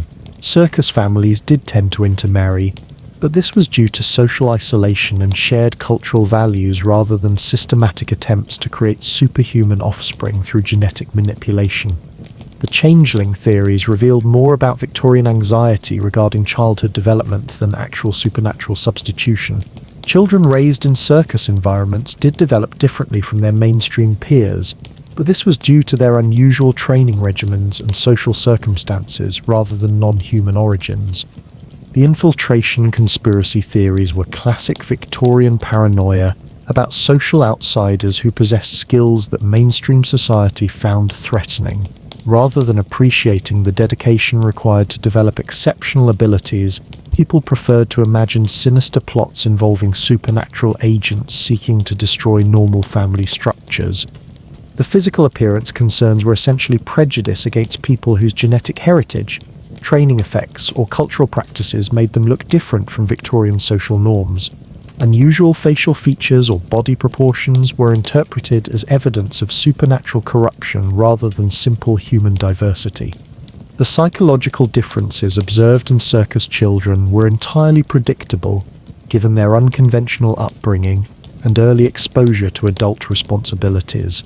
Young performers who seemed mature beyond their years had simply developed coping mechanisms for lifestyle demands that would challenge most adults' not supernatural intelligence. The family relationship suspicions revealed Victorian discomfort with social organizations that differed from their own cultural preferences. Close-knit circus families were following practical survival strategies for nomadic lifestyles rather than maintaining supernatural bonding systems or cultish secrecy. The educational concerns about circus children's uneven knowledge base were obvious results of unconventional schooling rather than evidence of supernatural origins. Children who knew advanced performance techniques but lacked basic academic skills were simply receiving specialized education that prioritized practical abilities over conventional curriculum. The religious differences that worried Victorian authorities were normal cultural variations rather than evidence of supernatural corruption. Circus families who practiced folk traditions or maintained non-Christian beliefs were following their cultural heritage rather than serving supernatural masters. The law enforcement reports of impossible crimes allegedly committed by circus children were almost certainly exaggerated accounts of ordinary criminal activity. Young performers who seemed to possess supernatural abilities were probably just unusually skilled at activities that their training had prepared them to execute with exceptional competence. The medical findings that seemed to support supernatural theories were actually evidence of how intensive physical training could modify human physiology in remarkable but entirely natural ways. Unusual bone density and muscle development in young performers were predictable adaptations to their demanding lifestyle, rather than indicators of non-human heritage. The entertainment industry's marketing of supernatural circus children was pure Victorian showmanship designed to attract audiences who preferred mystery to honest appreciation of human achievement. Promotional materials that emphasized impossible abilities were essentially false advertising that exploited public credulity for commercial profit. What makes the circus children panic particularly absurd is how it transformed human excellence into evidence of supernatural threat. Rather than celebrating the remarkable achievements possible through dedication and training, Victorian society chose to interpret exceptional ability as inherently dangerous and non-human. The phenomenon reveals deep Victorian anxiety about social mobility and unconventional lifestyles that challenged mainstream cultural assumptions. Circus families who succeeded outside traditional social structures represented threats to established order that were easier to explain through supernatural theories than honest social analysis. The medical and educational establishment's participation in circus children mythology demonstrates how professional authority could be used to legitimize prejudice against social outsiders. Experts who reported supernatural characteristics in young performers were essentially providing scientific justification for cultural discrimination. The most telling aspect of the sinister circus children phenomenon is how it reflected Victorian society's inability to appreciate human potential when it developed outside conventional social frameworks. Rather than learning from alternative approaches to child development and education, people preferred to demonize success that didn't conform to their cultural expectations. Of course, if circus children had actually been supernatural beings plotting social infiltration, they might have provided valuable lessons about the relationship between exceptional ability and social integration. Though knowing Victorian priorities, they'd probably have focused on preventing supernatural corruption rather than understanding how intensive training could enhance human capability. The circus children panic was basically Victorian England's way of turning child performers into horror movie monsters, transforming entertainment into existential threat through the clever application of prejudice, ignorance, and supernatural speculation. But don't get too comfortable dismissing Victorian entertainment paranoia just yet.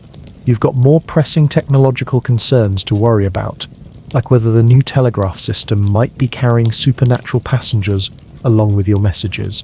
Because according to Victorian folklore, ghosts had discovered that electrical wires made excellent transportation networks for travelling between houses and haunting unsuspecting telegraph subscribers. Part 14. Ghosts that travelled by telegraph. You've avoided being murdered by supernatural circus children. Excellent. Now it's time to embrace the marvels of modern communication technology and perhaps send a nice telegram to distant relatives. Perfect way to stay connected across vast distances using the miracle of electrical transmission. Just one tiny problem according to Victorian supernatural wisdom. Spirits of the dead have discovered that telegraph wires make excellent highways for travelling between houses, meaning your innocent message might arrive with uninvited ghostly passengers.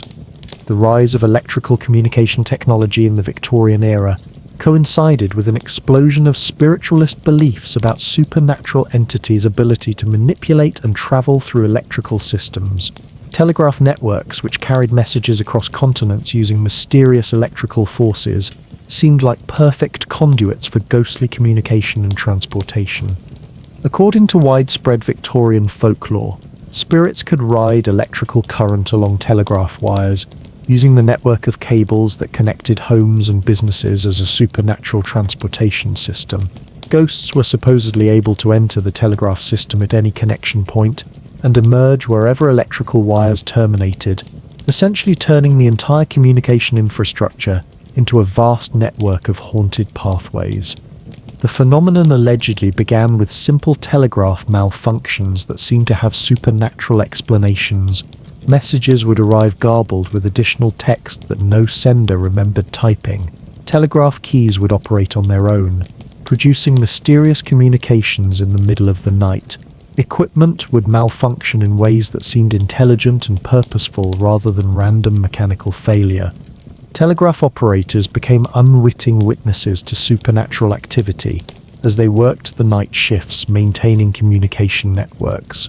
These professional communicators reported hearing strange clicking patterns that resembled telegraph code but spelled out messages from deceased individuals attempting to contact living relatives. Some operators claimed to receive personal communications from spirits who had somehow learned to manipulate electrical equipment. The most disturbing accounts involve spirits who used telegraph networks to transport themselves directly into subscribers' homes. Families would install telegraph connections for convenient communication, only to discover that their new technology came with unexpected supernatural visitors who had travelled along the electrical wires. These uninvited ghosts would allegedly manifest in houses that had never been haunted before the telegraph installation. The geographical spread of telegraph networks seemed to enable spirits to travel much farther than traditional haunting had previously allowed. Ghosts were no longer limited to the immediate vicinity of their deaths or burial sites. but could apparently journey across continents using electrical infrastructure. This supernatural mobility created anxiety about whose spirits might arrive through newly installed telegraph connections. Some accounts described spirits who became permanently trapped within telegraph systems, creating haunted communication networks that consistently delivered supernatural messages along with normal business correspondence.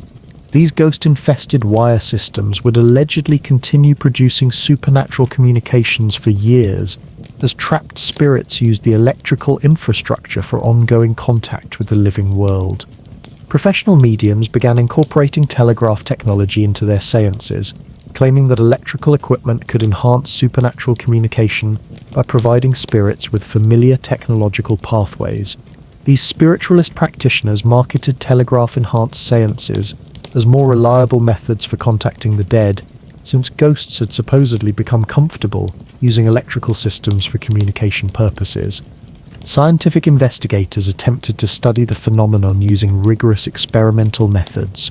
Research facilities has installed special detection equipment designed to identify ghostly manipulation of electrical circuits, and hired professional operators to distinguish between normal telegraph malfunction and supernatural interference. Religious authorities were divided about the theological implications of ghosts using electrical technology for transportation and communication. Some clergymen argued that spirits required divine permission for any interaction with the physical world, making independent telegraph travel impossible. Others worried that electrical systems might be providing demonic forces with new methods for supernatural infiltration.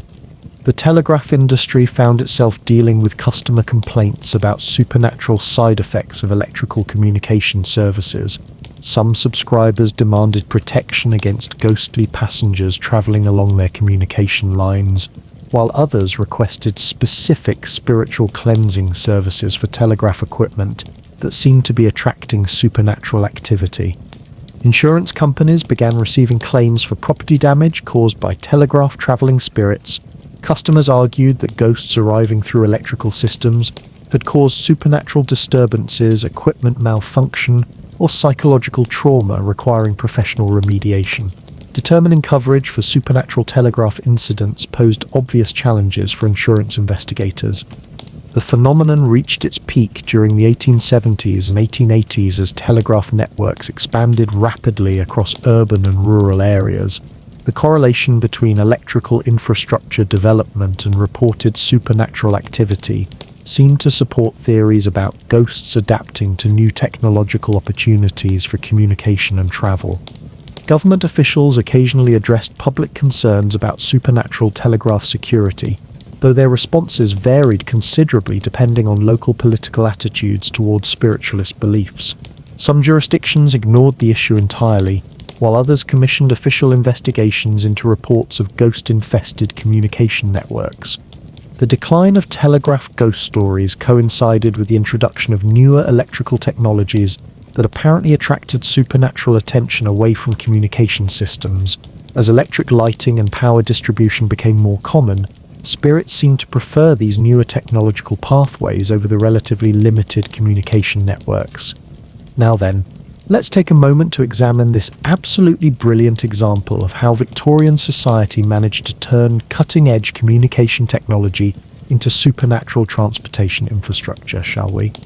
The telegraph ghost phenomenon was essentially Victorian England's first encounter with technology-induced supernatural anxiety, demonstrating their remarkable ability to transform innovative electrical systems into elaborate networks for ghostly travel and communication. The fact that rational adults believed spirits could hitchhike on telegraph messages reveals how little Victorian society understood about either electricity or supernatural mechanics. Let's start with the basic physics involved, shall we?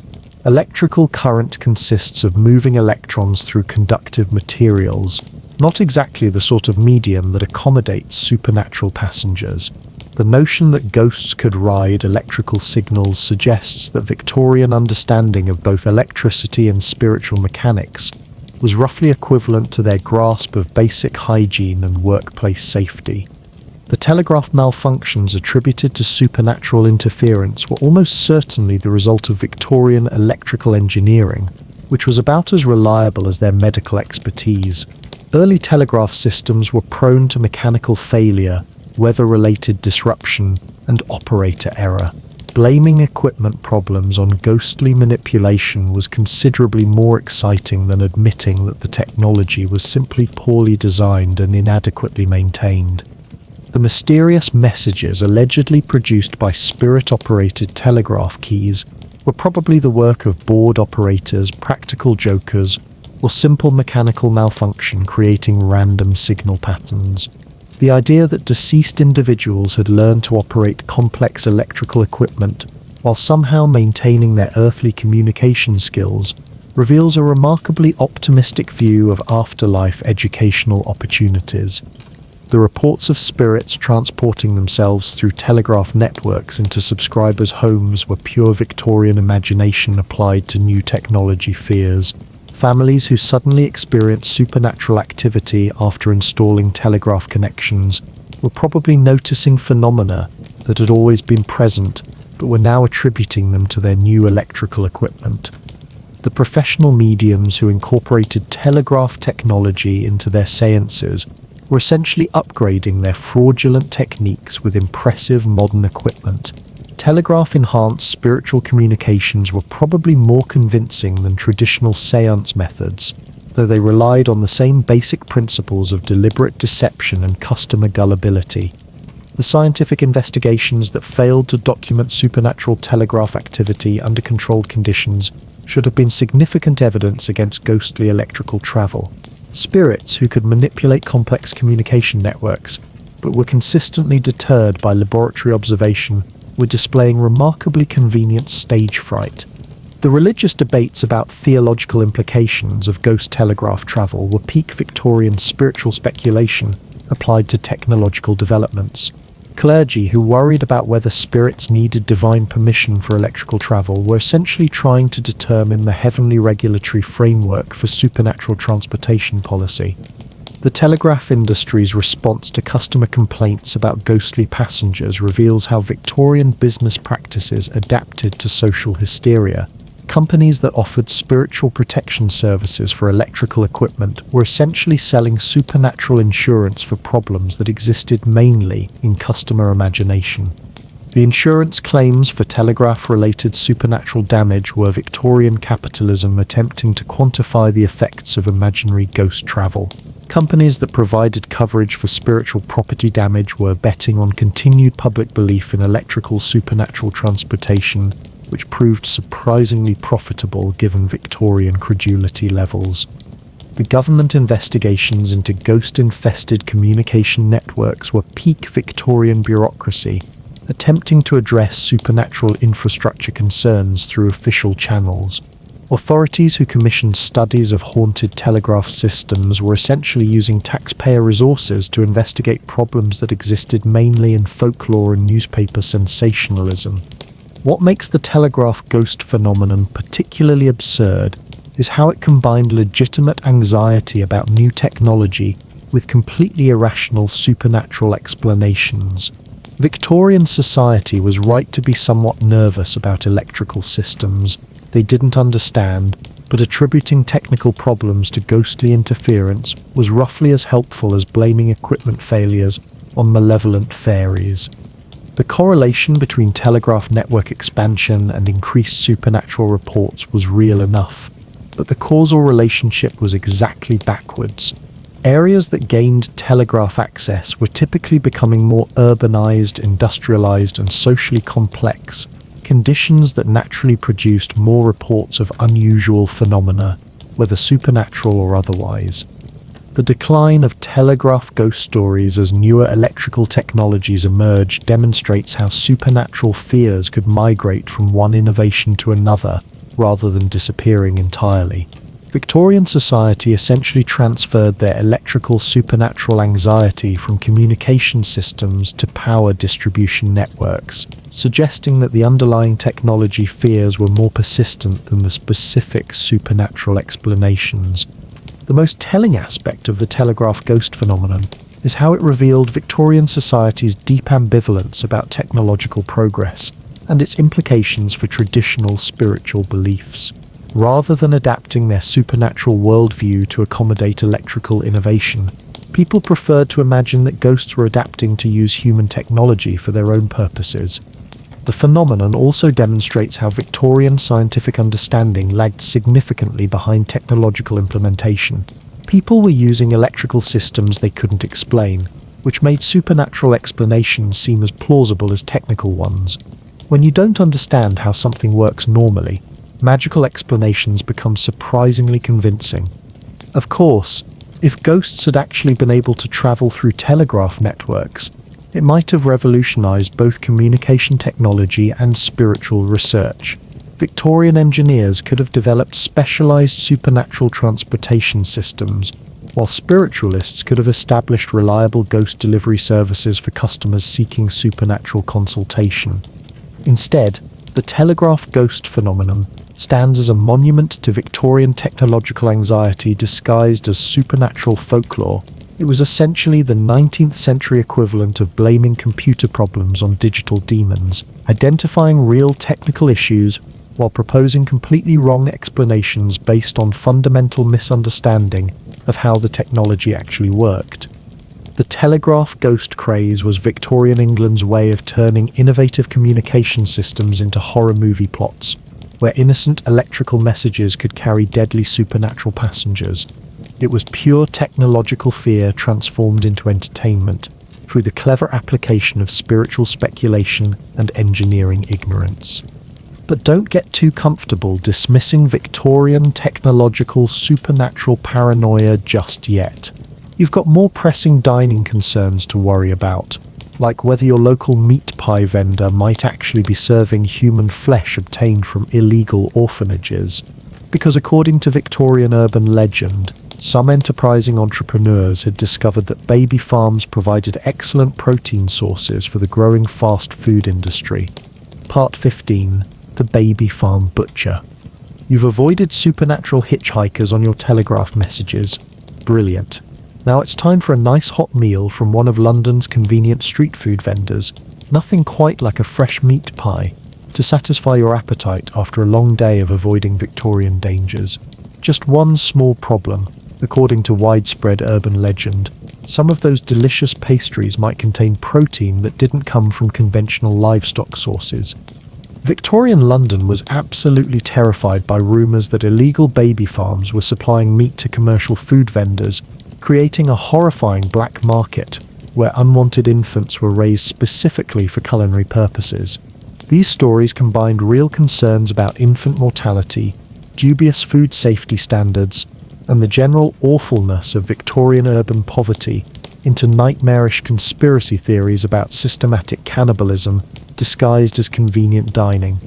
The legends weren't entirely without foundation.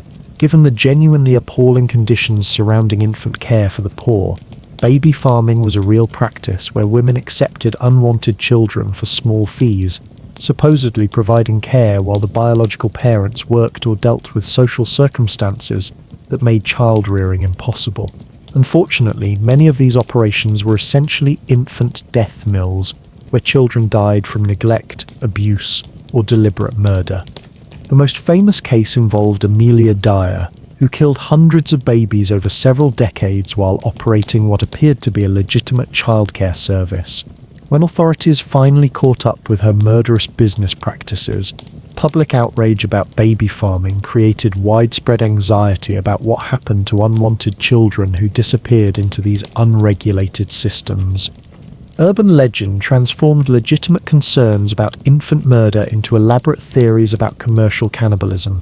According to these stories, the most entrepreneurial baby farmers had discovered that dead infants could be sold to butchers and food vendors as protein sources for meat pies, sausages, and other processed foods, where unusual meat might not be immediately recognizable to customers. The logistics were supposedly simple and profitable. Baby farms would accept unwanted children for small fees, allow them to die through neglect or deliberate murder, then sell the bodies to food vendors who would process them into commercial products. This alleged system provided disposal services for infant corpses while generating additional income from what would otherwise be expensive waste management problems. Street food vendors became automatic suspects in these conspiracy theories, particularly those who sold meat pies and sausages with questionable ingredient disclosure.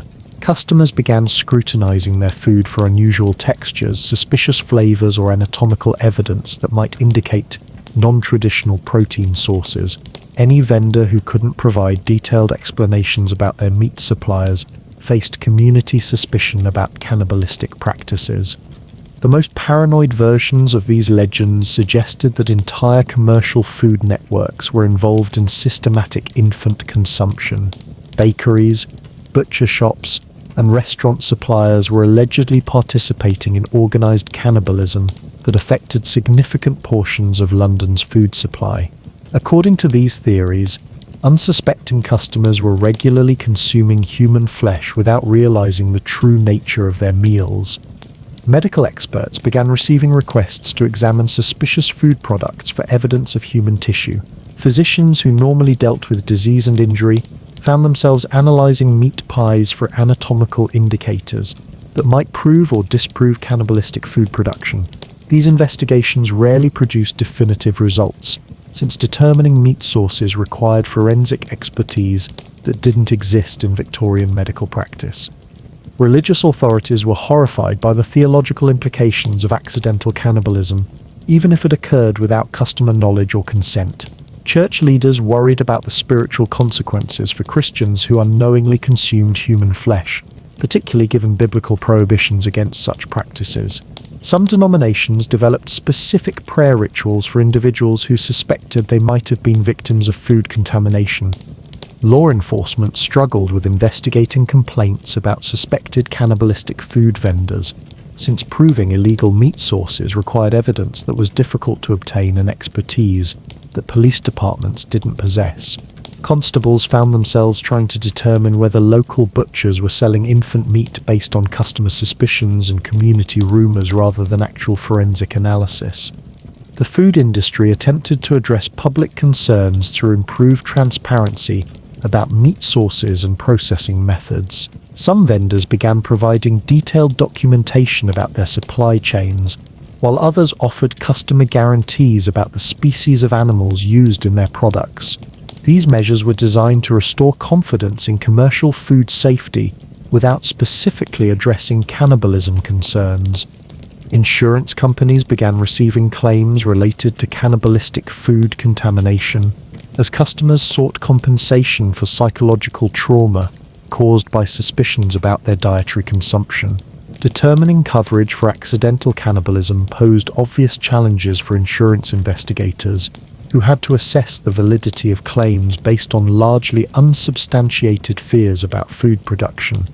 Child welfare advocates used baby farm cannibalism stories to promote legislation regulating infant care institutions and food production standards. These reformers understood that sensational allegations about systematic infant consumption were more likely to generate public support for child protection laws than boring discussions about administrative oversight and safety regulations. The phenomenon reached its peak during the 1870s and 1880s, when several high-profile baby farming scandals coincided with growing public awareness about food safety issues. The combination of legitimate infant welfare concerns with dubious food production standards created perfect conditions for cannibalistic conspiracy theories to flourish. Government officials occasionally addressed public concerns about infant meat in commercial food products, though their responses were typically limited to general reassurances about food safety, rather than specific investigations into cannibalistic practices. Most authorities recognized that the allegations were largely based on urban legend rather than substantial evidence. The decline of baby farm butcher stories coincided with improved child welfare legislation and better food safety regulations that addressed both the real problems underlying the legends and the public anxiety they had created. Now then, let's take a moment to examine this absolutely horrifying example of how Victorian society managed to transform genuine social problems into elaborate cannibalistic conspiracy theories, shall we? The baby farm butcher legend was essentially Victorian England's most disturbing attempt to combine real infant welfare concerns with imaginary food safety horrors. demonstrating their remarkable ability to identify genuine social problems while proposing completely wrong explanations that were somehow even more terrifying than the actual situation. Let's start with the economic realities involved, shall we? The notion that baby farmers could profit from selling infant corpses to food vendors ignores basic market principles about meat production and commercial food costs. Conventional livestock provided considerably cheaper protein sources than human infants, making cannibalistic food production economically irrational for profit-seeking entrepreneurs. The logistics described in these legends were mechanically implausible on multiple levels. Processing human remains into commercial food products would require specialized equipment, knowledge, and facilities that street vendors and small-scale food operations couldn't afford or operate discreetly. The infrastructure necessary for systematic cannibalistic food production would be considerably more expensive than normal meat processing. The supposed customer inability to distinguish human meat from conventional protein sources reveals remarkable faith in Victorian palate sophistication. Human flesh has distinctive taste and texture characteristics that would be immediately recognizable to anyone with normal culinary experience. The idea that customers regularly consumed infant meat without noticing suggests that Victorian food quality was even worse than historical evidence indicates. The medical examinations of suspicious food products were peak Victorian scientific methodology, applied to problems that didn't actually exist. Physicians who analyzed meat pies for human tissue were conducting forensic investigations using techniques that couldn't reliably identify meat sources, particularly in processed foods where original anatomical features had been eliminated through cooking and preparation. The religious concerns about accidental cannibalism were pure Victorian theological anxiety applied to imaginary dietary contamination. Clergy who worried about spiritual consequences of unknowing human consumption were essentially debating the divine implications of sins that weren't actually being committed by people who weren't actually eating human flesh. The law enforcement investigations into cannibalistic food vendors were Victorian policing attempting to address crimes that existed mainly in community imagination. Police departments that tried to prove illegal meat sources were pursuing evidence for activities that weren't actually happening, using investigative methods that couldn't have detected the crimes even if they had been real. The food industry transparency measures were expensive solutions to problems that were largely based on urban legend rather than actual food safety issues. Vendors who provided detailed supply chain documentation were addressing customer fears that had been created by sensational stories rather than genuine quality control concerns. The insurance claims for cannibalistic food contamination were Victorian capitalism attempting to quantify the psychological effects of eating imaginary human flesh. Companies that provided coverage for accidental cannibalism trauma were essentially betting on continued public belief in food production conspiracy theories rather than actual contamination risks. The child welfare advocacy that used cannibalism stories to promote legislation was politically effective but scientifically dishonest. Reformers who highlighted sensational allegations about infant consumption were manipulating public fear to generate support for genuinely needed child protection laws, demonstrating how fictional horror could be used to address real social problems. What makes the baby farm butcher legend particularly disturbing is how it combined legitimate concerns about infant welfare and food safety into nightmare scenarios that were actually more horrifying than the real problems they supposedly described. Victorian society managed to imagine cannibalistic conspiracies that were worse than the actual infant mortality and food contamination issues they were facing. The phenomenon reveals how urban legends could develop around real social problems while completely misunderstanding the actual nature of those problems. Baby farming was indeed a horrific practice that killed thousands of children, but the systematic cannibalism described in folklore was considerably less likely than the straightforward murder and neglect that actually characterized these operations. The economic factors that made baby farming profitable, small payments for unwanted children combined with minimal care expenses, wouldn't have been improved by adding cannibalistic food sales to the business model. The real profits came from accepting children and letting them die cheaply, not from processing their remains into commercial products. The most telling aspect of the baby farm butcher legend is how it reflected Victorian society's inability to confront the straightforward horror of infant mortality without adding additional supernatural or cannibalistic elements. The real baby farming scandals were genuinely terrible, but apparently not dramatic enough to satisfy public appetite for sensational urban legends. Of course, if systematic infant cannibalism had actually been occurring in Victorian food production, it would have represented one of history's most horrific examples of commercial murder, and probably would have justified considerably more extreme law enforcement and public health responses than the legends actually generated. Instead, the baby farm butcher phenomenon stands as evidence of how Victorian urban anxiety could transform real social problems into even more terrifying fictional scenarios that somehow seemed more believable than the actual horrors that were happening every day in plain sight. But don't get too comfortable dismissing Victorian cannibalistic paranoia just yet. You've got more pressing transportation concerns to worry about, like whether that ghostly black carriage you keep hearing about might be coming to collect your soul, because according to local folklore, midnight encounters with phantom stagecoaches usually indicate that someone's about to die in the most dramatically inconvenient possible way. Part 16. Phantom Stagecoach. At the crossroads. You've successfully avoided consuming infant meat pies. Excellent. Now it's time for a peaceful midnight stroll to clear your head after all these Victorian terrors. Perfect opportunity to enjoy the quiet country roads and perhaps appreciate the romantic atmosphere of moonlit crossroads. Just one small problem according to local folklore.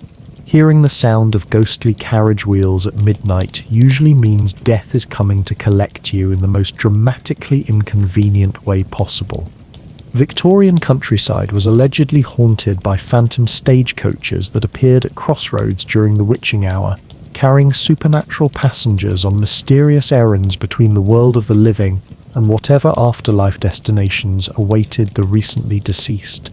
These ghostly vehicles were considered among the most reliable omens of impending death, appearing to warn unfortunate witnesses that their earthly time was rapidly approaching its conclusion. The phantom stagecoach phenomenon followed predictable patterns that rural communities learned to recognize with growing dread.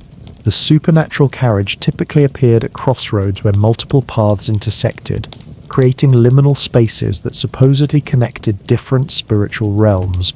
Witnesses would first hear the sound of approaching hoofbeats and wheels, often accompanied by the crack of an invisible whip and the jingle of ghostly harness. The vehicle itself was consistently described as a large black coach drawn by spectral horses whose eyes glowed with supernatural fire. The carriage appeared solid enough to cast shadows in moonlight, but observers noted that it made no dust clouds despite travelling on dirt roads and left no tracks despite the apparent weight of horses and wheels. Some accounts described phantom passengers visible through coach windows, though their identities remained mysterious. The supernatural driver was typically portrayed as a cloaked figure whose face remained hidden beneath a dark hood. This ghostly coachman never spoke to witnesses but seemed aware of their presence, occasionally turning towards observers with an acknowledgement that chilled them to their very souls. Some accounts claimed the driver would tip his hat in a mockingly polite gesture before continuing his supernatural journey. The purpose of these midnight rides varied according to different folkloric traditions. Some stories suggested the phantom stagecoach was collecting souls of people who were destined to die within the year. Others claimed it was transporting recently deceased individuals to their final judgment destinations. The most dramatic versions suggested the carriage was operated by supernatural forces seeking to recruit living individuals for mysterious afterlife duties. Encounters with phantom stagecoaches allegedly occurred most frequently during times of social upheaval, natural disasters, or significant life transitions. The supernatural vehicle would appear to people facing major decisions, serious illness, or family crises, serving as either warning or invitation depending on the specific circumstances surrounding each sighting. The geographical distribution of phantom stagecoach reports followed patterns that seemed to correlate with areas of historical significance or supernatural activity. Crossroads near ancient burial grounds, sites of violent deaths, or locations with long histories of unexplained phenomena were considered particularly likely venues for ghostly carriage encounters. Local superstitions developed elaborate protocols for surviving phantom stagecoach encounters. Witnesses were advised to avoid making eye contact with the supernatural driver, resist any invitation to board the ghostly vehicle, and immediately seek shelter in consecrated ground or holy buildings. Some traditions recommended specific prayers or protective rituals that might ward off supernatural attention. The timing of phantom stagecoach appearances was considered crucial for interpreting their supernatural significance. Carriages seen at the stroke of midnight were typically interpreted as death omens, while earlier or later sightings might indicate different types of supernatural messages. The direction of travel was also thought to be significant, with eastbound coaches representing spiritual ascension and westbound vehicles suggesting infernal destinations. Religious authorities offered varying interpretations of phantom stagecoach encounters depending on their theological perspectives and local spiritual traditions. Some clergy suggested the supernatural carriages were divine mechanisms for preparing souls for upcoming transitions between earthly and eternal existence. Others worried that ghostly vehicles might be demonic transportation systems designed to corrupt or capture innocent victims. Medical professionals occasionally dealt with patients who claimed to have encountered phantom stagecoaches and were suffering from psychological trauma or physical symptoms attributed to supernatural exposure. These cases required physicians to determine whether reported supernatural encounters indicated genuine medical conditions or simply reflected cultural beliefs about ghostly transportation. The phantom stagecoach mythology influenced travel patterns and social customs in rural areas, where supernatural carriage sightings were frequently reported. Some communities avoided traveling near known crossroads during midnight hours, while others developed group travel protocols designed to provide protection against supernatural encounters. Insurance companies occasionally received claims related to phantom stagecoach encounters, as families sought compensation for deaths or disappearances that allegedly followed supernatural carriage sightings. Determining coverage for deaths predicted by ghostly omens posed obvious challenges for insurance investigators. The phenomenon reached its peak during periods of rapid transportation development, when traditional stagecoach travel was being replaced by railway systems. The decline of actual stagecoach transportation seemed to coincide with increased supernatural stagecoach activity, as if ghostly carriages were attempting to maintain their presence in a changing world.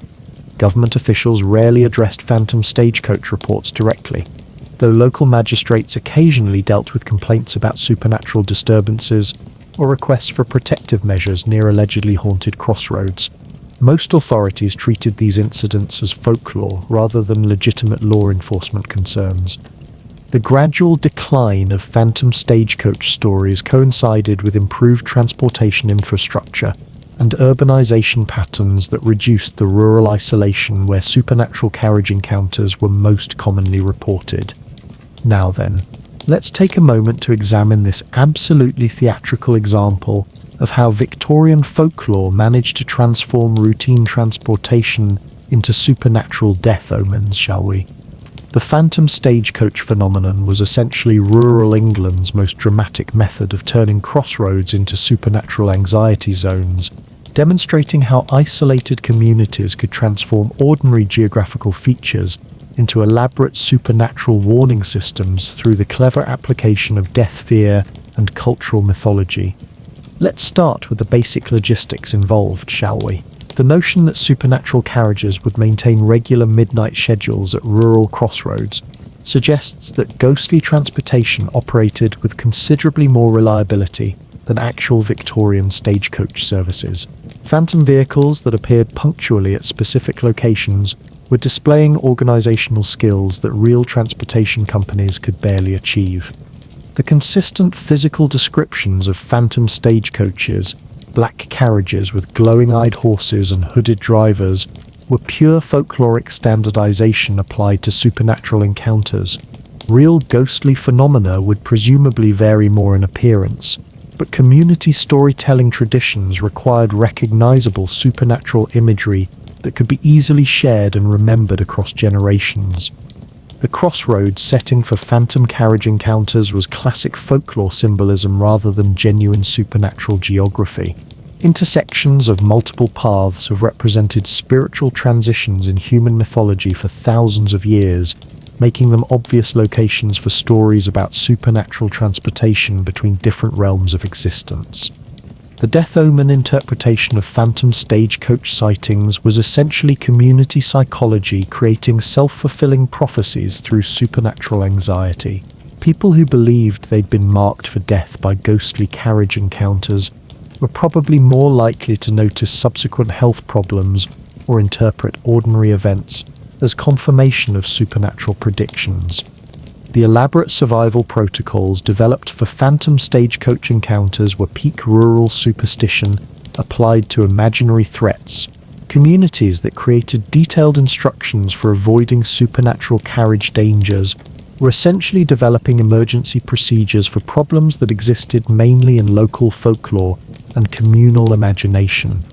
The timing significance attributed to phantom stagecoach appearances, midnight encounters versus other hours, was pure folkloric drama designed to maximize supernatural impact. Ghostly carriages that operated on precise schedules were apparently more concerned with theatrical effect than practical transportation efficiency. The religious interpretations of phantom stagecoaches as divine or demonic transportation systems were theological speculation applied to local folklore rather than actual supernatural encounters.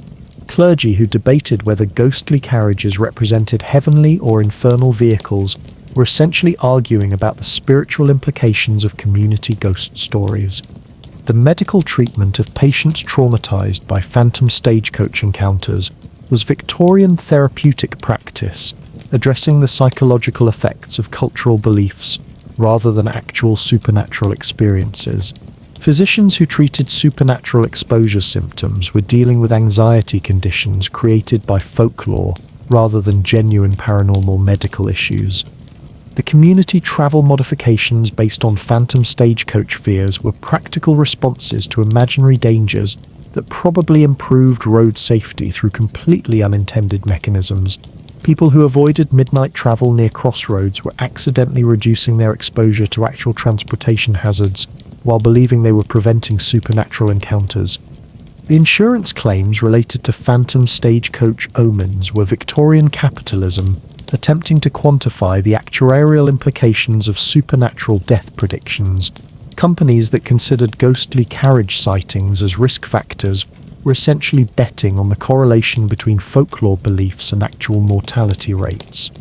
What makes the phantom stagecoach phenomenon particularly absurd is how it transformed ordinary geographical features into supernatural threat zones through the clever application of community storytelling and death anxiety.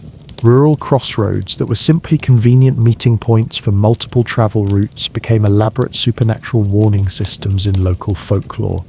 The correlation between phantom stagecoach reports and periods of transportation change reveals how technological transitions could generate nostalgic supernatural activity. Communities that were losing traditional stagecoach services apparently needed ghostly versions to maintain cultural connections to familiar transportation methods. The decline of phantom stagecoach stories as rural isolation decreased demonstrates how supernatural folklore required specific social conditions to maintain credibility. Urban communities with improved communication and transportation infrastructure were considerably less susceptible to ghostly carriage mythology. The most telling aspect of the phantom stagecoach phenomenon is how it reflected rural communities' need to find dramatic supernatural explanations for ordinary mortality patterns. Rather than accepting that people died from disease, accidents, and natural causes, folklore traditions preferred to imagine elaborate supernatural warning systems involving ghostly transportation.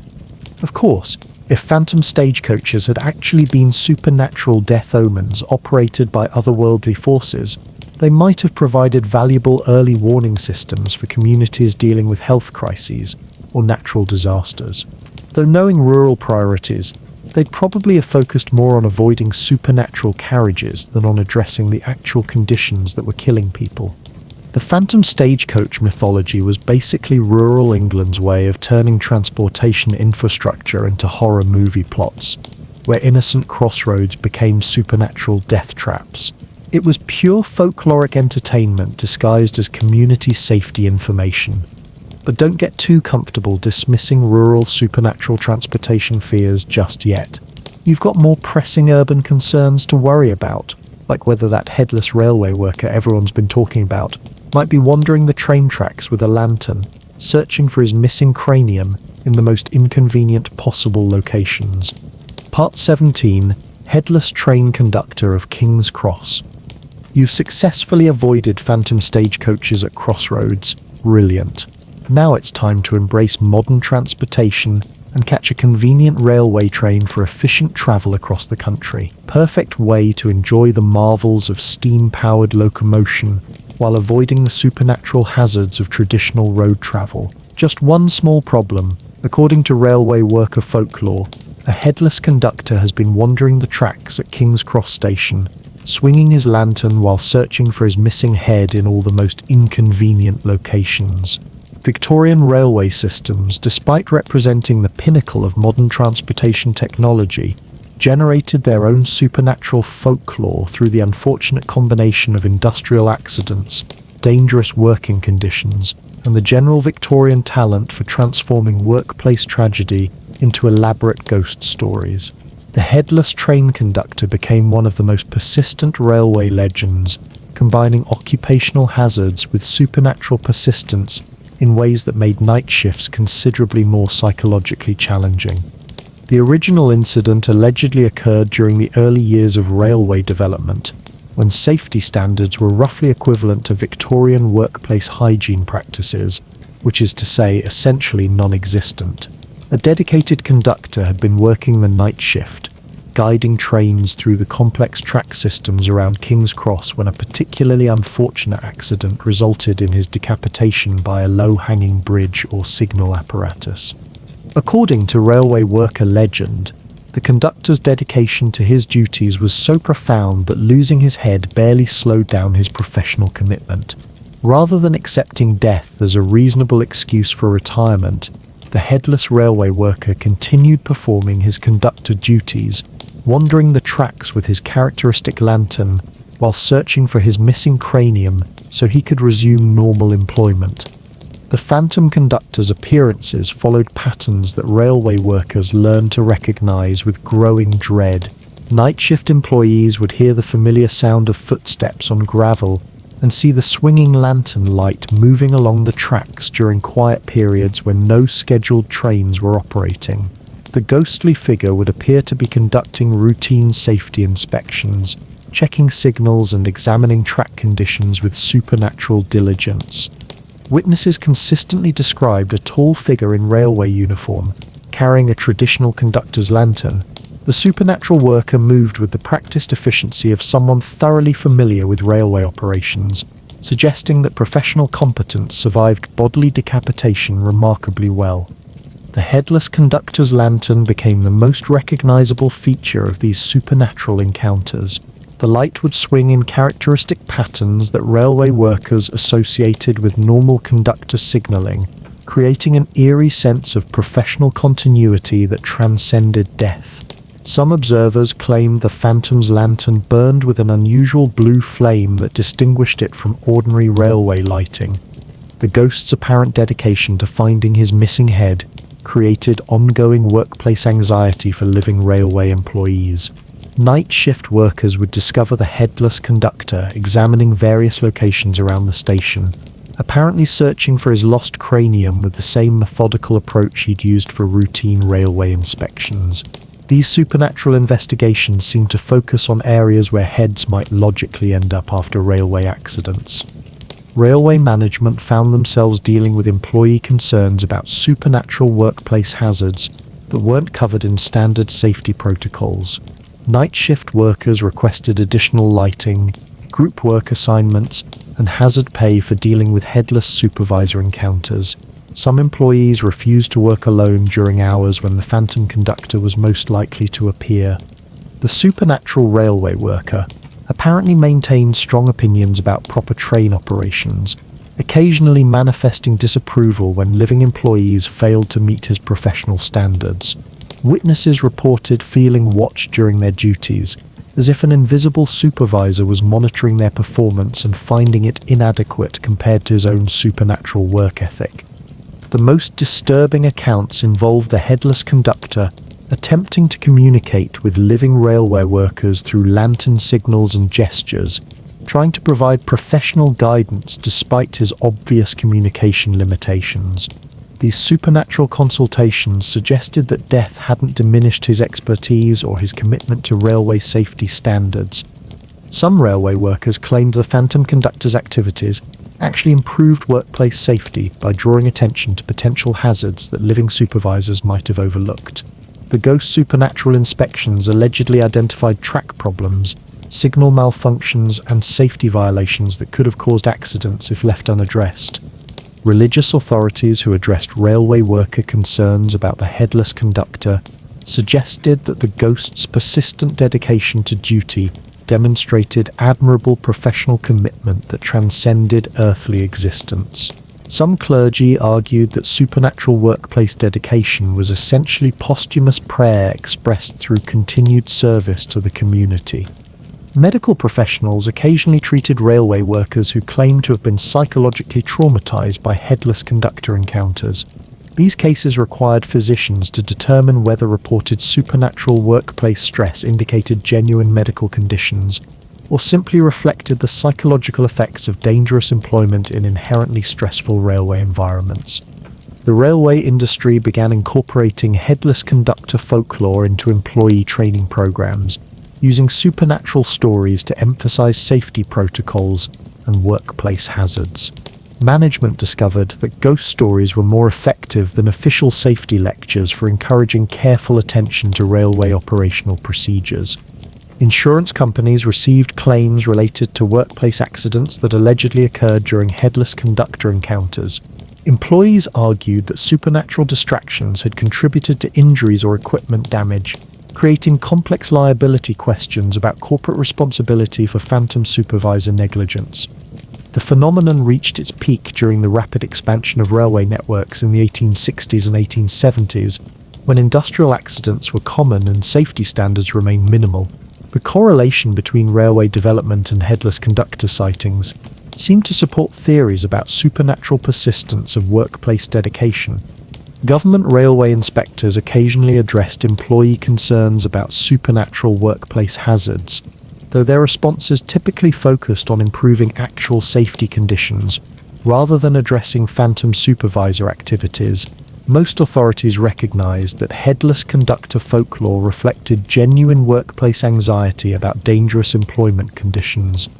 The gradual improvement of railway safety standards and working conditions coincided with decreased headless conductor sightings, suggesting that supernatural workplace dedication declined as actual employment conditions became less lethal. Now then, let's take a moment to examine this absolutely dedicated example of how Victorian railway culture managed to transform workplace accidents into supernatural employment commitment, shall we? The headless train conductor phenomenon was essentially Victorian railway folklore's most persistent attempt to turn industrial decapitation into supernatural dedication, demonstrating how dangerous employment conditions could generate ghost stories that somehow made traumatic workplace accidents seem inspirational rather than horrifying. Let's start with the basic occupational health implications, shall we? The notion that losing one's head in a railway accident would motivate continued supernatural employment suggests that Victorian understanding of both death and workplace motivation was roughly equivalent to their grasp of basic safety protocols, which is to say, completely backwards. The phantom conductor's alleged dedication to finding his missing head while continuing professional duties reveals a remarkably optimistic view of posthumous problem-solving capabilities. The idea that someone could effectively search for their own cranium while simultaneously performing complex railway operations suggest supernatural multitasking abilities that would be impressive even for living employees. The consistent descriptions of the headless conductor's professional appearance and behavior, real ghostly railway workers would presumably vary more in their posthumous employment approaches, but community storytelling traditions required recognizable supernatural imagery that emphasized professional continuity over individual variation. The railway management's response to employee concerns about supernatural workplace hazards was Victorian industrial relations at its most creative. Companies that provided additional lighting and group work assignments to address phantom supervisor encounters were essentially implementing genuine safety improvements while believing they were protecting workers from imaginary threats. The headless conductor's supposed disapproval of substandard work performance was classic workplace anxiety.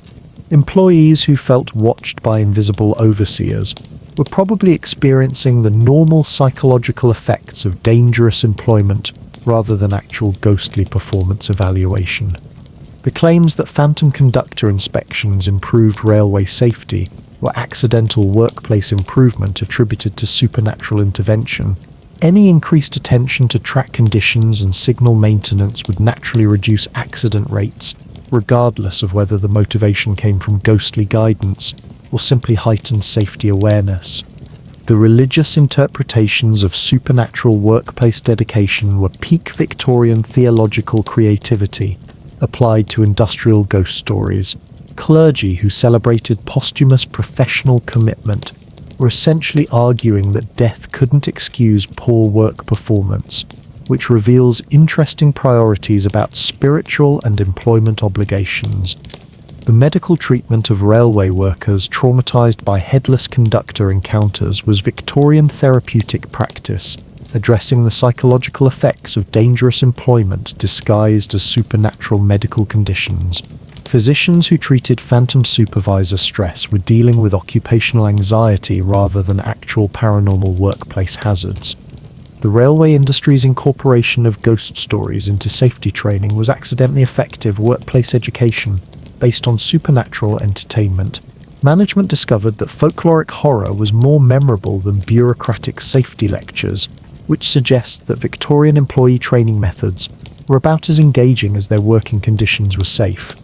The insurance claims related to phantom conductor workplace distraction were Victorian capitalism attempting to determine liability for supernatural supervisor negligence.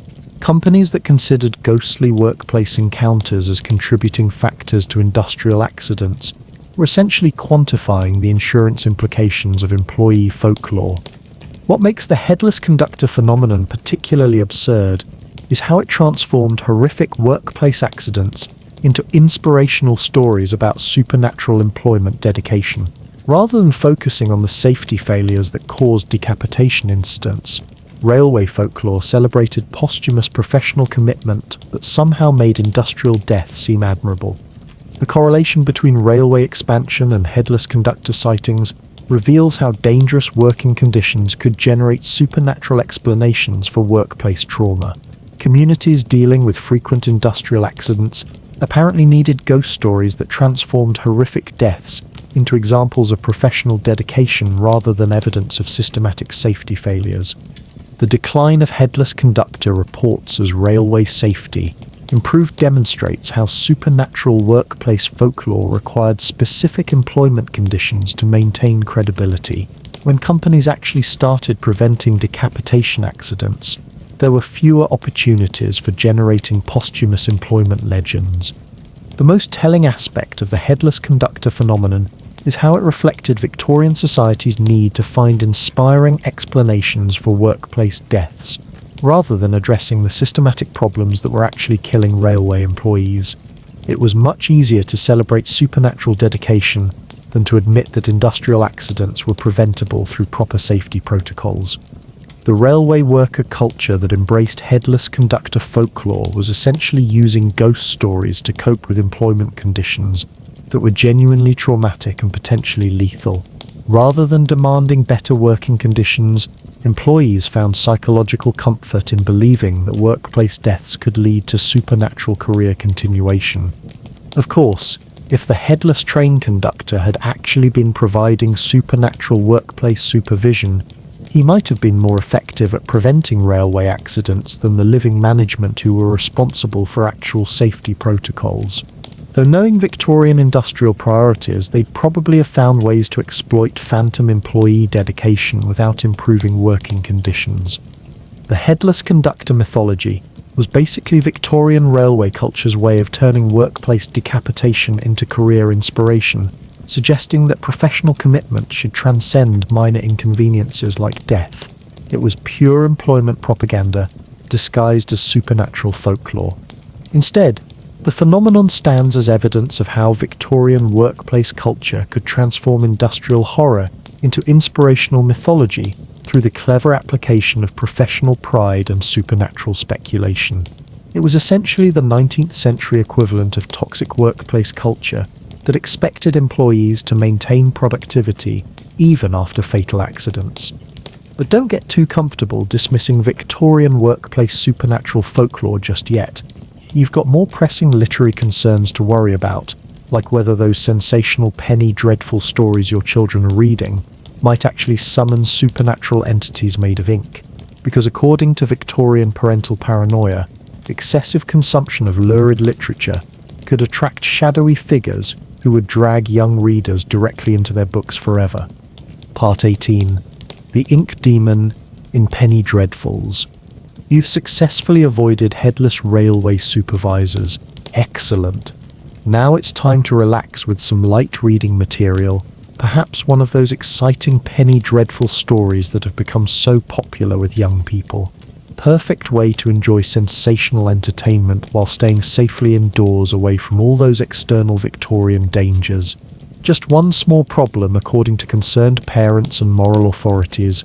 Reading too many lurid stories could summon an ink demon who would drag you directly into the pages forever.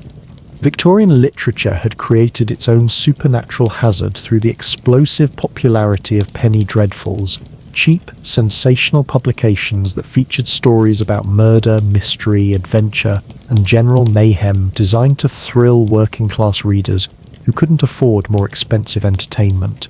Unfortunately, these exciting publications were allegedly so supernaturally potent that excessive consumption could attract malevolent literary entities.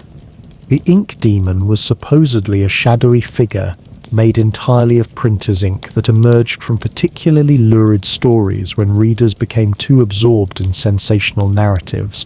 This supernatural being was attracted to the psychological energy generated by intense reading experiences, feeding on the excitement and terror that penny dreadfuls were specifically designed to produce in their audiences.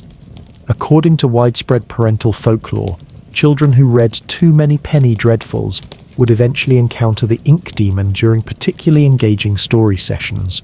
The creature would manifest as dark stains spreading across book pages, gradually forming into a humanoid shape that could reach out from the printed text to grab unwary readers and pull them into the fictional world forever.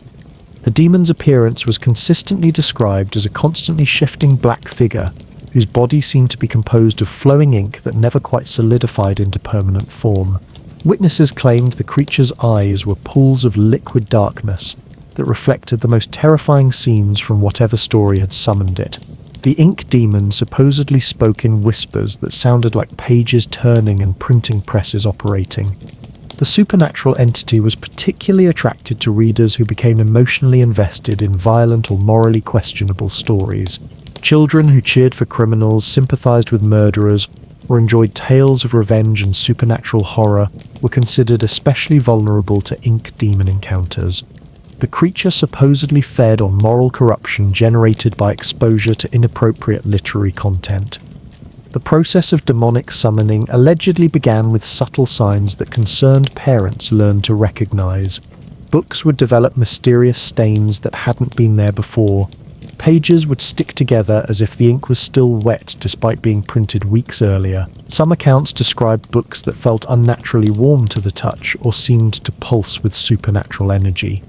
Once summoned, the ink demon would allegedly attempt to recruit young readers for permanent residence in fictional worlds where they could participate directly in the violent adventures they'd been reading about. Children who disappeared after extended penny dreadful reading sessions were sometimes assumed to have been successfully recruited by literary supernatural forces. The most disturbing accounts involved ink demons that could travel between different publications, spreading supernatural contamination across entire collections of penny dreadfuls. Families who owned multiple sensational publications reportedly discovered that the demonic influence could jump from book to book, eventually infesting entire home libraries with supernatural literary corruption. Some stories described ink demons that had developed preferences for particular types of narratives, specializing in murder mysteries, supernatural horror, or criminal adventure stories. These specialized supernatural entities supposedly became more powerful as they consumed additional stories in their preferred genres, eventually becoming capable of influencing real-world events to match their fictional interests. Religious authorities were particularly concerned about the theological implications of supernatural entities emerging from printed material. Church leaders worried that ink demons represented literal manifestations of moral corruption caused by exposure to inappropriate literature.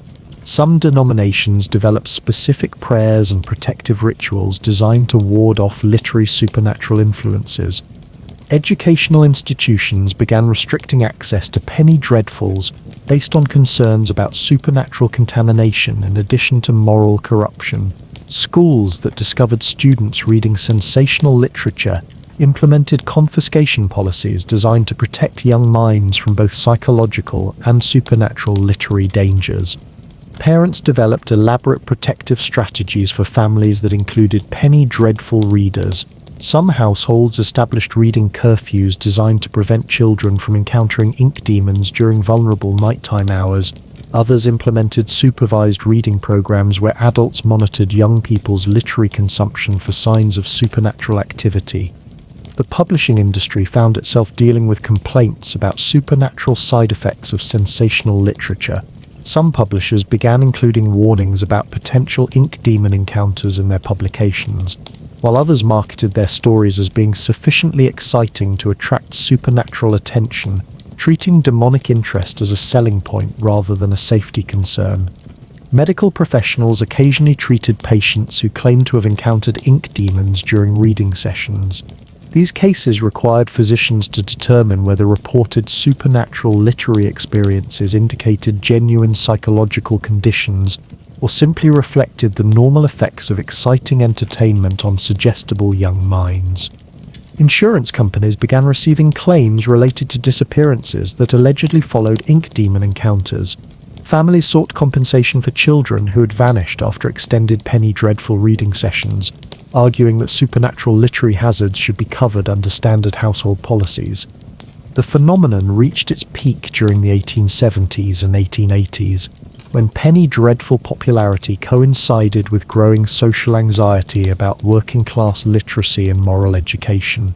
The combination of cheap sensational literature with supernatural folklore created perfect conditions for literary paranoia to flourish. Government officials occasionally addressed public concerns about supernatural literary dangers, though their responses typically focused on moral rather than supernatural aspects of penny dreadful consumption. Most authorities recognized that ink demon stories were essentially elaborate methods for expressing anxiety about popular literature rather than actual supernatural threats. The gradual decline of ink demon folklore coincided with changing attitudes toward popular literature and the emergence of new forms of mass entertainment that attracted moral panic and supernatural speculation. Now then, let's take a moment to examine this absolutely literary example of how Victorian society managed to transform reading material into supernatural recruitment tools, shall we? The ink demon phenomenon was essentially Victorian moral panic disguised as supernatural literary criticism, demonstrating how social anxiety about popular culture could be transformed into elaborate monster myths that somehow made reading seem more dangerous than the actual conditions that were threatening young people's welfare. Let's start with the basic mechanics of literary supernatural summoning, shall we? The notion that reading exciting stories could physically manifest demonic entities made of printer's ink suggests that Victorian understanding of both literature and supernatural forces was roughly equivalent to their grasp of basic child psychology, which is to say, completely disconnected from reality. The consistent descriptions of ink demons as fluid black figures that could emerge from printed pages were pure folkloric creativity applied to printing technology fears. Real supernatural entities would presumably have more sophisticated manifestation methods than simply materializing from book stains, though Victorian imagination apparently couldn't conceive of demons with better special effects capabilities. The supposed attraction of ink demons to morally questionable literature was classic Victorian moral anxiety, disguised as supernatural literary criticism. The idea that fictional violence could summon actual monsters revealed more about adult fears regarding popular culture than genuine supernatural literary dangers. The parental protective strategies developed for households with penny dreadful readers were expensive solutions to problems that existed mainly in moral imagination, rather than supernatural reality. Families that implemented reading curfews and supervised literary consumption were addressing fictional threats while potentially ignoring genuine educational and social needs. The educational institution restrictions on penny dreadful access were Victorian academic policy, responding to imaginary supernatural contamination rather than actual educational concerns. Schools that confiscated sensational literature to prevent demonic encounters were essentially using supernatural fears to justify cultural censorship. The publishing industry's response to ink demon complaints was Victorian capitalism adapting to supernatural marketing opportunities. Companies that included demonic warnings in their publications were either addressing customer concerns or exploiting supernatural fears for promotional purposes, depending on their specific business strategies. The medical treatment of patients who claimed ink demon encounters was Victorian therapeutic practice, addressing the psychological effects of exciting entertainment disguised as supernatural medical conditions. Physicians who treated literary supernatural trauma were dealing with normal reading experiences that had been interpreted through folkloric anxiety rather than actual paranormal literary hazards. The insurance claims for disappearances following ink demon encounters were Victorian legal system, attempting to determine coverage for fictional supernatural literary recruitment. Companies that considered demonic literary abduction as potential policy claims were essentially quantifying the actuarial implications of folklore rather than actual disappearance risks.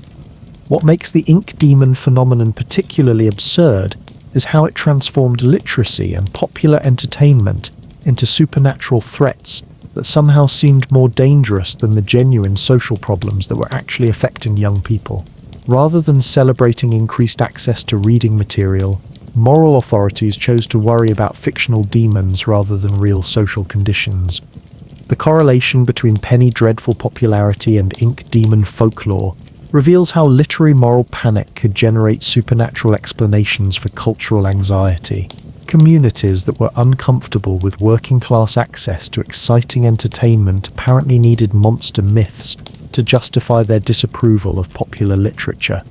The religious concerns about theological implications of literary supernatural entities were peak Victorian moral speculation applied to printing technology.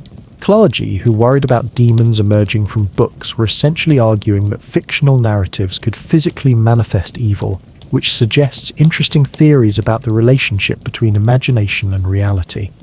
The most telling aspect of the ink demon phenomenon is how it reflected Victorian society's complicated relationship with literacy, popular culture, and social change. Rather than addressing genuine concerns about education, social mobility, or cultural development, moral authorities chose to focus on imaginary literary monsters that somehow seemed more manageable than actual social progress.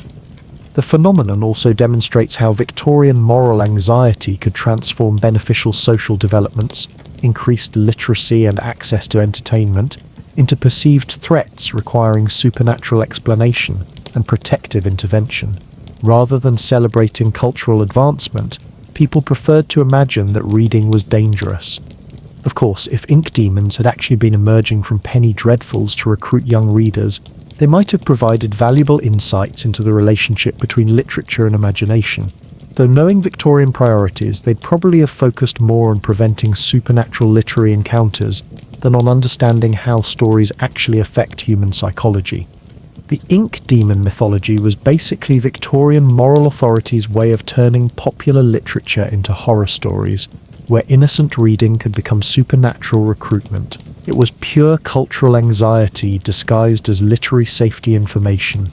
But there's no time to worry about fictional literary demons just yet. You've got one final Victorian urban myth to navigate: the clock that can predict death simply by pointing in the wrong direction. Because apparently even telling time could become a supernatural hazard if you weren't careful about where those hands were pointing.